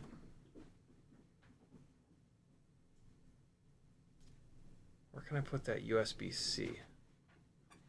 I'm also like kind of curious to try different orientations to see how I like it best. I'm really tempted to put the plug header right here, and which is right where these wires are, so I could run like 1 centimeter of wires up to this damn thing. That's like really, really, really tempting. Oh, you know what's funny about that orientation? That's the same orientation as the Mobula6 O4. Oh no, that's kind of funny. So if I put it in the same exact orientation, this wire run is like nothing, which is really cool. That'll save a little bit of weight. Ooh, that is tempting as hell. And then the antenna plug is here, which works really well because it just runs right up and it's kind of the perfect length. It also gets the antenna to sit like this, right? If the antenna plug is over here, the antenna will be sideways. If the antenna plug is here, this part of the antenna will be rotated around like a little hook, like a little hooker. I thought you were messing with me, you bastard. I'm gonna do it like this. This is outrageous. This is kind of cool. I'm going to have the shortest wire run in all the land. Although, I might not want the wire run to be that short.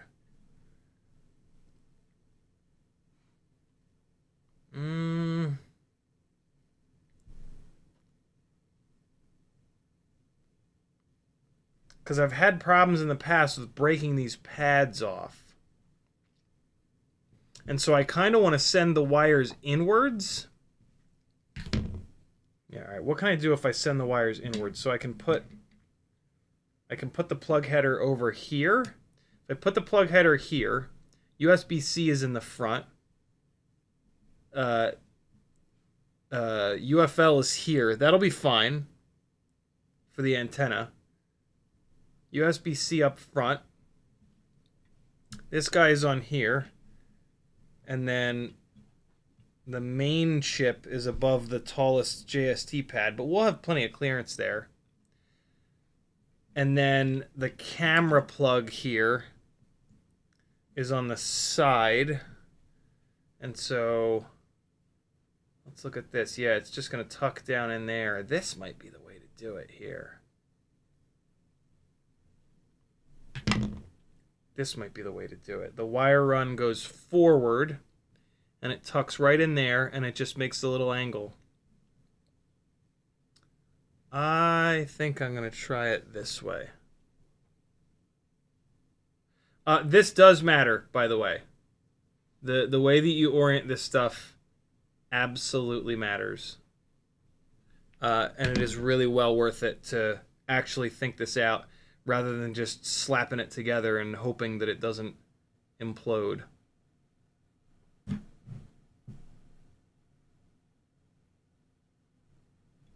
Yeah, I'm going to do it like this. And so, to keep this wire run nice and short, let me take this white wire. So the white wire is the longest, and I'm going to run this up like that, and then I'm going to assume that it goes the farthest, and I'm going to chop it here so that I have a little bit of a representation for how long the wire run needs to be. Okay, cool. All right, so the white wire is going to be the one that I use as an example, kicking the soldering iron on. I like these because they have the black plugs on them. Let me see. How many wires is this? 1, 2, 3, 4, 5, 6. Do I have a plug header with 6-pin and a black? No. No. What about in here? What about in this kit? No.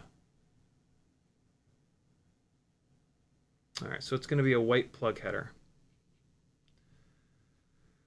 Okay, so I need red, black, and then RX and TX.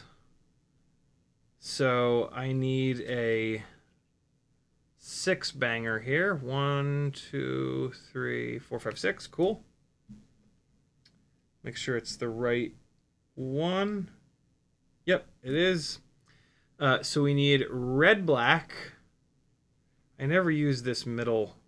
Well, no, let me use all these long ones up first, because I absolutely never use these long ones. There's my black.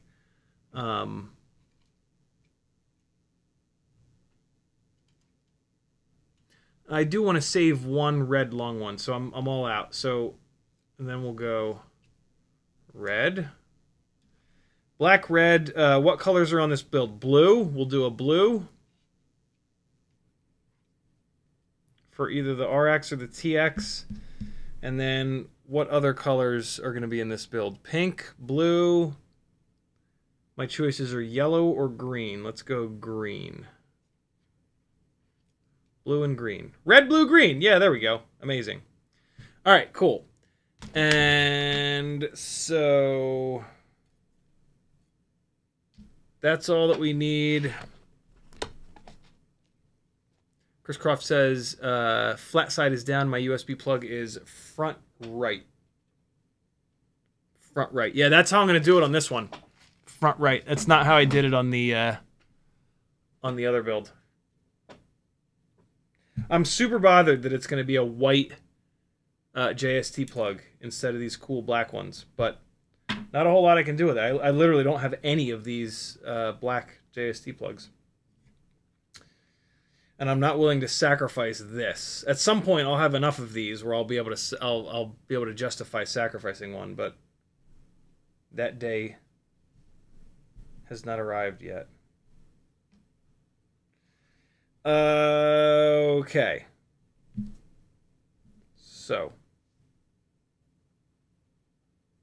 let me just make sure. There's JST 1.0 and there's 1.25. This is the correct one.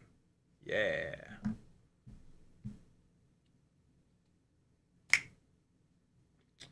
Okay. Soldering iron's up to temperature. Let's get some flux on here. Let's get the nerd goggles on. And we'll get a little bit of work done. It is after 12 o'clock already. And so I'm not going to do much here. But I'll get the party started a little bit at least. Not that there's a whole lot to do.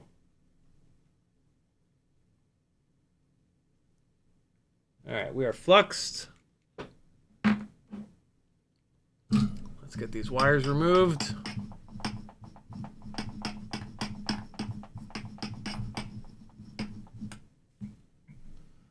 We've got ground,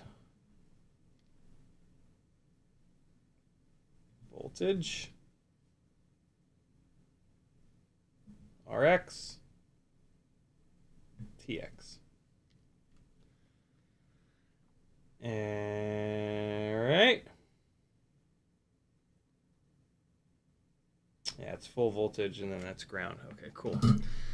So these wires are done. Don't reuse wires like these. They've been. I'm going to save this white one because I'm using it for the length, but don't reuse these wires. Get rid of them. They've been on a build. They've been bent a bunch. There are inevitably internal strands of wire that are already broken. Get rid of them. I know that they're the perfect length, and you're going to be tempted to save them, but don't. Trust me. It's not worth it. They'll break, and they'll screw you over, and you'll be pissed. So black ground. Let's just get these kind of cut down to length. Nah. I'll just hold them up on the board to get them to length. So, for example, we'll put this in here. Well, wait a second. You know what? I might as well just start to put them into the plug header, and then I can really get the lengths dialed. So we'll look at this black plug header here. I'll do red first. So with this down, red is going to be all the way on the left. So let's do that. Yeah, I don't need the second ground. I think the gray wire on here is a second ground. And then I believe there's also an S-bus wire. I don't need either one of those. So here we go. All right, there's our voltage. Next to the voltage is ground. Really helps to have magnification when you're doing this to be able to actually see what the hell you're doing. Because there's a little latch that needs to click on these things or they're going to pop out. And you can literally see the... When you have magnification, when you have nerd goggles on, you can actually see it. Ouch. My hair just got caught in the lamp. And you can push it all the way in there and make sure that the latch is going to catch, which does matter. RX and TX, it doesn't matter what color. I'm just going to go... I do need to look up where they are on the plug header, though. I think it tells me in the little book that they give you with the O4 air unit, don't they? I think this is actually where I had to look it up. Yep. So it's... Okay, yeah. Voltage, ground, RX, TX. White is RX, gray is TX, and then it's another ground, and then it's S-bus. Yeah, that's it. So RX and then TX. RX, gray, RX green? Yeah, green for RX. Let's do that. Although it's TX on the other side, so it really doesn't matter. But there's a chance I'll remember that. Green for RX in this plug. It's not a chance that I'll remember that.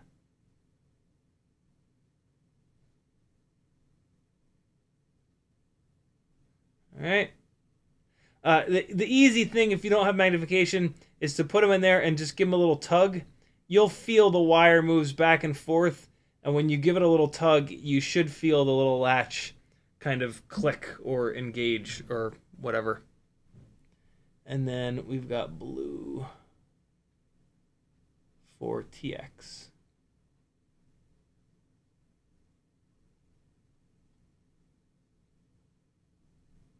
Again, you got to get it all the way in there. It's super important. It'll look like it's all the way in there, but it won't be. Like the crimped part, when it disappears, it's still not quite far enough. It's got to go all the way in there. All right, so we're good. And so now what I'm going to do is plug this guy in, pins up. All right, so we're plugged in. Wrap these down real tight like here. And get the wires kind of straightened out. And now we can see what the actual wire run needs to be. And so, if I put that there, I'll be super insane and do them one at a time. The ground pad is the very first pad. So let's do that. All right, and so that's the ground pad there. So what I like to do is pull it tight and then push it in a little bit so that you have a little tiny bit extra. And so it's ground, and then it's voltage, and then green is RX. That's going to go to TX. Those are going to need to cross over, which is kind of annoying.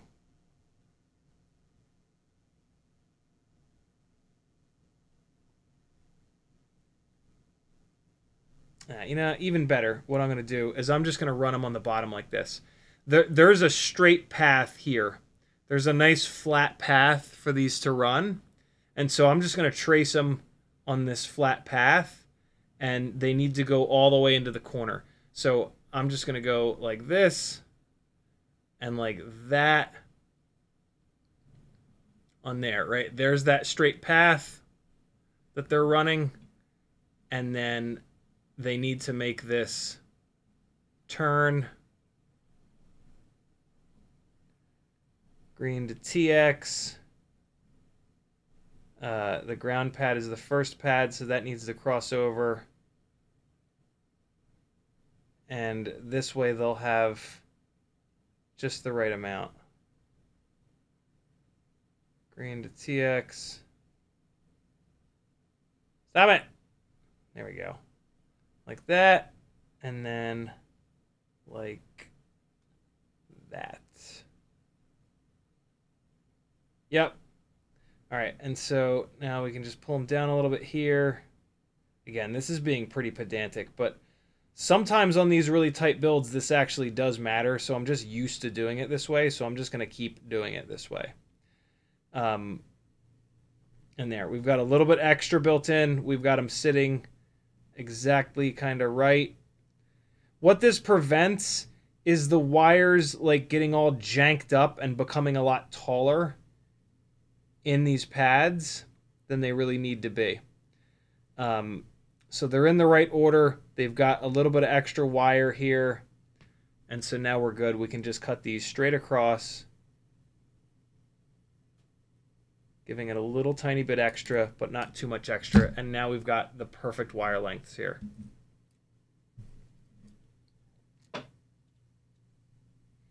All right, so these pads are absolutely minuscule. And so I'm going to strip off like nothing. I'm going to strip off the absolute most minimal amount of the silicone insulation from these guys. I'm also going to be soldering these going inwards on the board. I'm not going to be hanging this wire off the end of the PCB because I don't want it to get hit by the frame, by the duct. All right, so there's one. At this point, I don't need to be moving this board around anymore, so let's get it unplugged. And I'm going to put this in front of the keyboard so that I don't forget to do the E6000 on the camera. That needs to get done tonight so that it can cure overnight. So I got one stripped. I got another stripped. A second here. There we go. Just taking the tiniest little amount off of silicone insulation and then pulling the silicone back a little bit with my fingernail. We've got TX on blue.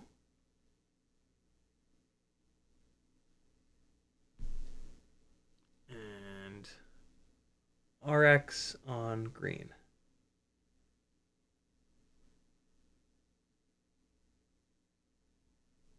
That's RX and TX on the VTX side. They are going to go to the opposites on the flight controller. So the green RX on the VTX is going to go to TX on the flight controller. R is for receive, T is for transmit. One end of the wire needs to transmit, the other end of the wire needs to receive. Otherwise, it will not go into full power mode, and you will not get OSD. Which sucks. All right, there we go.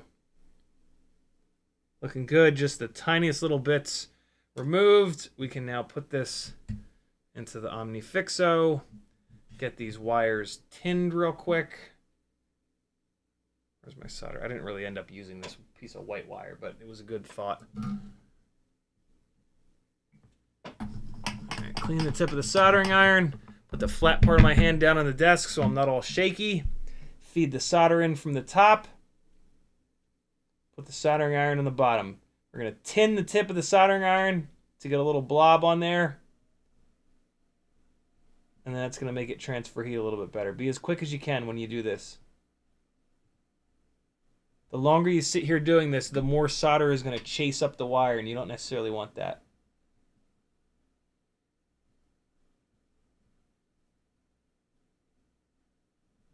There we go.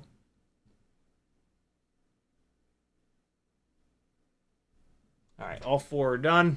And I'll put this solder right here. And so now, for the easy part. Not really. Does this work? I got this camera is like kind of angled down more. Yeah, you guys can kind of see what I'm doing, right? Okay, so we've got.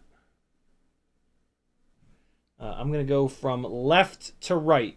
So the green RX is gonna go to the TX, and so that's the first one that we're gonna solder down. We're going to do that from the inside. What's kind of cool about that is I can just put this down here. And then I can come in here with the tweezers. And if you grab the wire just right, you can push the tips of the tweezers into the AIO. Just give a little bit of a down angle on the wire. And that'll get the wire held perfectly. And since you're pushing the tweezers into the AIO, you hold it completely still. And you get such a nice little solder joint. Let me just clean the tip of the soldering iron real quick. And you'll get this beautiful solder joint with like no work at all. Because you're holding the whole thing down. So there we go. Green is on T1. Now we're going to take blue. And that's going to go onto R1.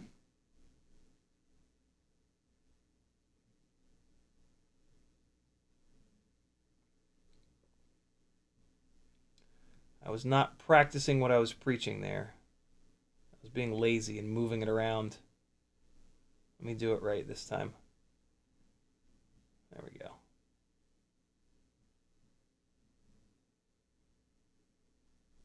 All right, almost there. There it is. Now it's nice and flat on there. All right. And then so we've got battery plus, which is the full battery voltage, which is what we want because this is 2S. That one went over. That one goes over. So this one's going to go over. So I'm going to take red here. And we're going to go to the battery plus, which is right next to these two fellas here. Hold it down. Get it with the tweezers. You want to get these wires as flat as you possibly can.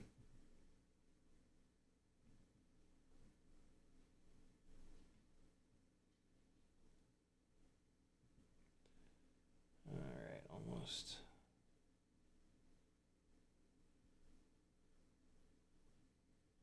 There we go. Beautiful.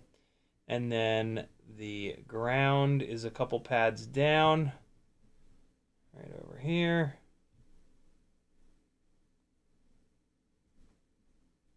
All right.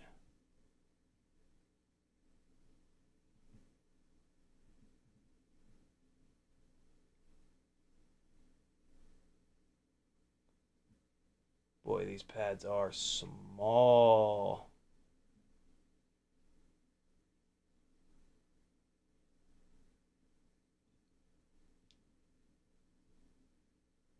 There it is. Make sure it's not bridging to the next pad over. Just remove a little bit of solder from these other pads. There we go. Cool. All right, here's how you want this to look. Let's see if I can get this. Well, I'm not even going to try to get this camera to autofocus. I'm just going to go into the Camo Studio software and force it to manually focus. Manual focus. As macro as it'll go.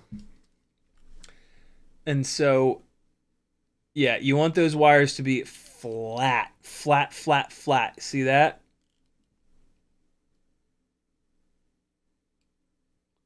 And this way they're not just going to be like, yeah, shitting all over each other. Let's see if I can use the 5X loop. Ew, bitch, what's that in there?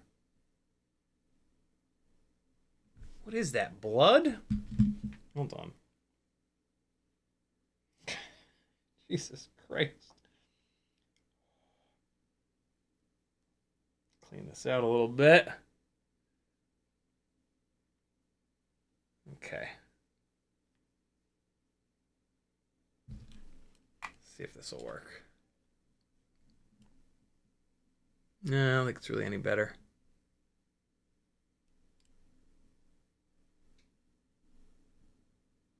I think maybe it was close enough for you guys to have seen it.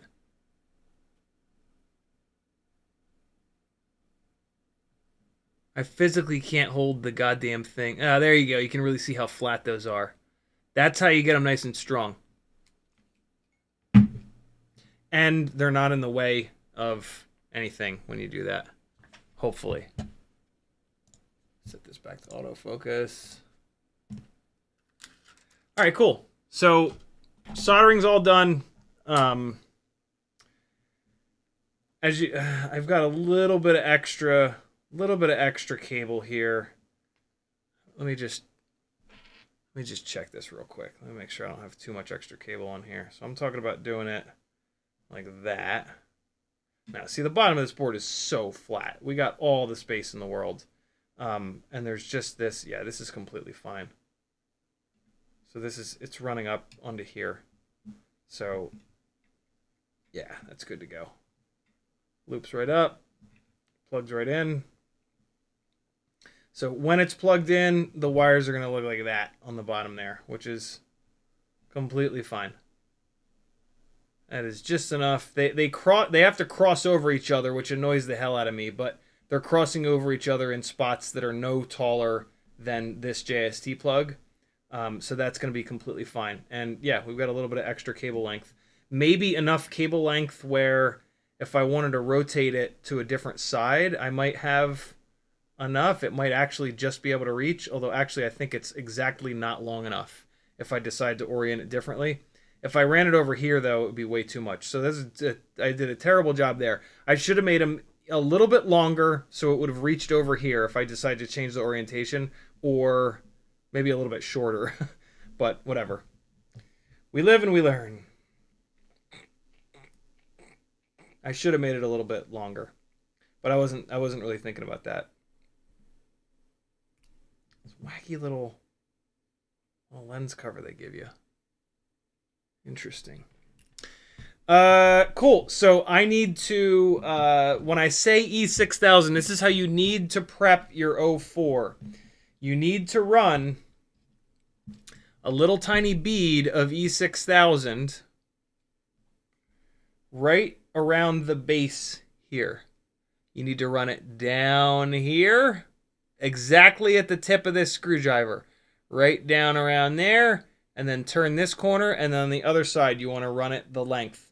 This second board here, so this is the plug up top. So this plug disconnects from this middle board.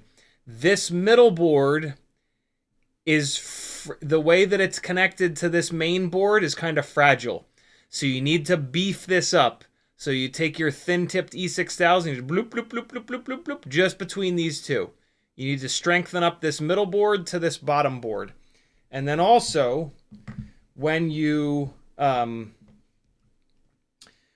plug your UFL in, you need to E6000 the UFL down, because this little UFL is not super well soldered down to the pad. So this UFL can pop off as well. So the easiest thing to do is just to plug your antenna in when you're ready to go, and then just do a big blob, not a big blob, but a little blob of E6000 like I did here to hold that thing down. Cool. That's how you prep. Those are the two most common failure points at this moment for the O4. Hopefully they'll be the only two, but I don't know about that. And what I'm actually going to do, I'm actually going to add a little bit of solder to the one side of this UFL. That's kind of the other way of doing it. The one side of the UFL has a bunch of like liquid electric tape. I'm not going to fuck with that side. I'm just going to hit this close side. Boy, there are some components that are really close to that, but I think I can maybe get in there and strengthen this one side up. Oh, that is tight. Fair warning, I might bail on this, but let me just see what it looks like under magnification when I bring the tip of the soldering iron in.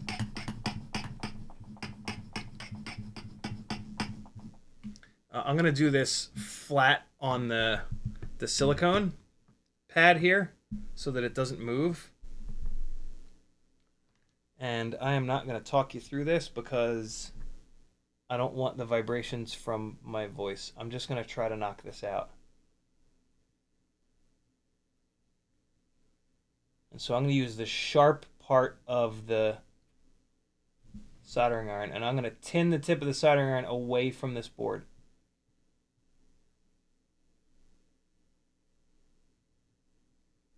That's too much. That's too much.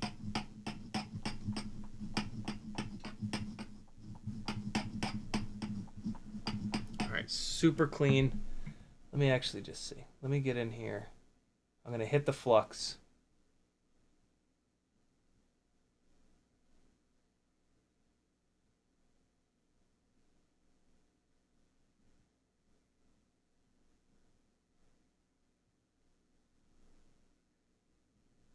Woo! Okay. You also have to be really careful that you don't get solder on the UFL pad. That is fine. Yeah. That's fine. Cool. That's going to be a little bit stronger. I'm still not going to rely on it. I'm still going to do the blob of E6000 on top of the UFL plug. But, yeah. The Mads Tech has a video about that with a magnifying rig. So check that out, and it'll make a lot more sense. Cool, so we're good to go. I need the E6000 this camera. There's really nothing else that I can do here.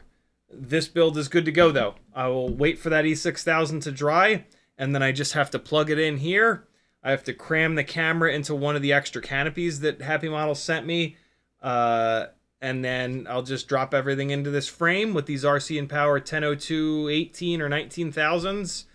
And this was a working rig on this. I might need to change these grommets out. But yeah, this was a working rig. So I should be able to just plug this in, plug the motors in, and away we go. And we'll have an O4 1.6-inch prop rig, very similar to the walk snail rig. It should fly just as good, which was pretty damn good. And the thing I'm looking forward to most is comparing the weight. Although I can do that now. We can compare the weight right now. So let's see what the difference is going to be between a 1.6-inch and a 2-inch O4 build. I've got the props on here. I'm missing a couple things like well, no, I have the screws right here. Now I think I can give you the exact weight. So the two, this fucking camera died again. You goddamn piece of shit.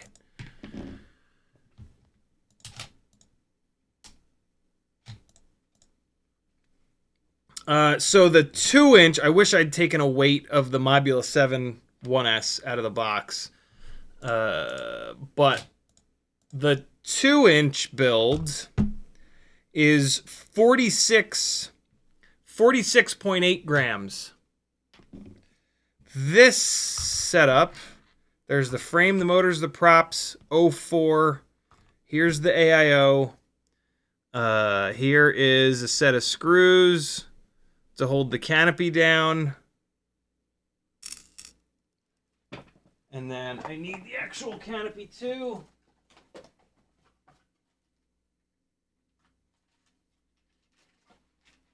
And here comes the canopy. We're at 32.2 without the canopy.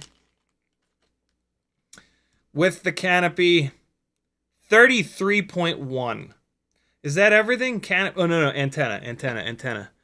33.8. So 33.8 for a 1.6-inch rig versus, wow, 46.8 with a 2-inch build. That is outrageous. That is a hell of a weight difference. And just think, there's that weight difference on the same. I'm running basically the same batteries. Not really. I'm doing the 420 mAh batteries on this 2-inch rig. I'm doing really like the 300 and the 350s.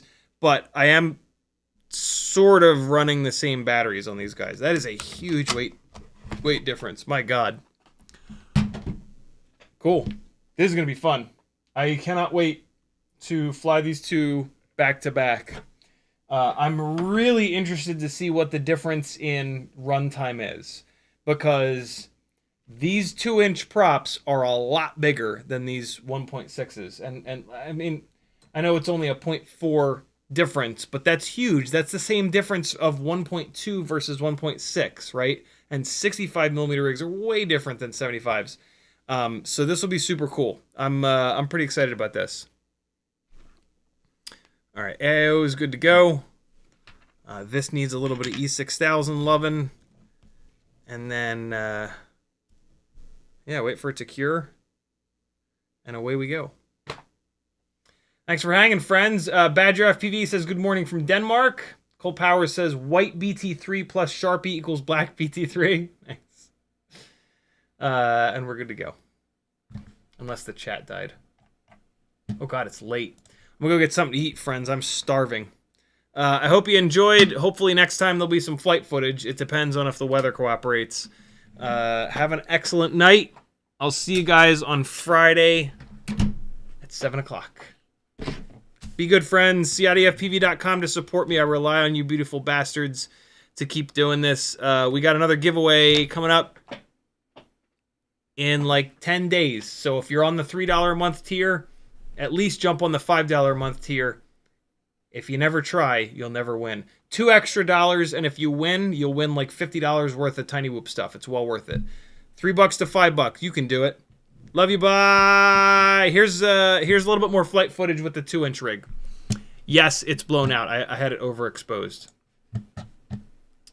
But it flies the same, regardless of how overexposed it is.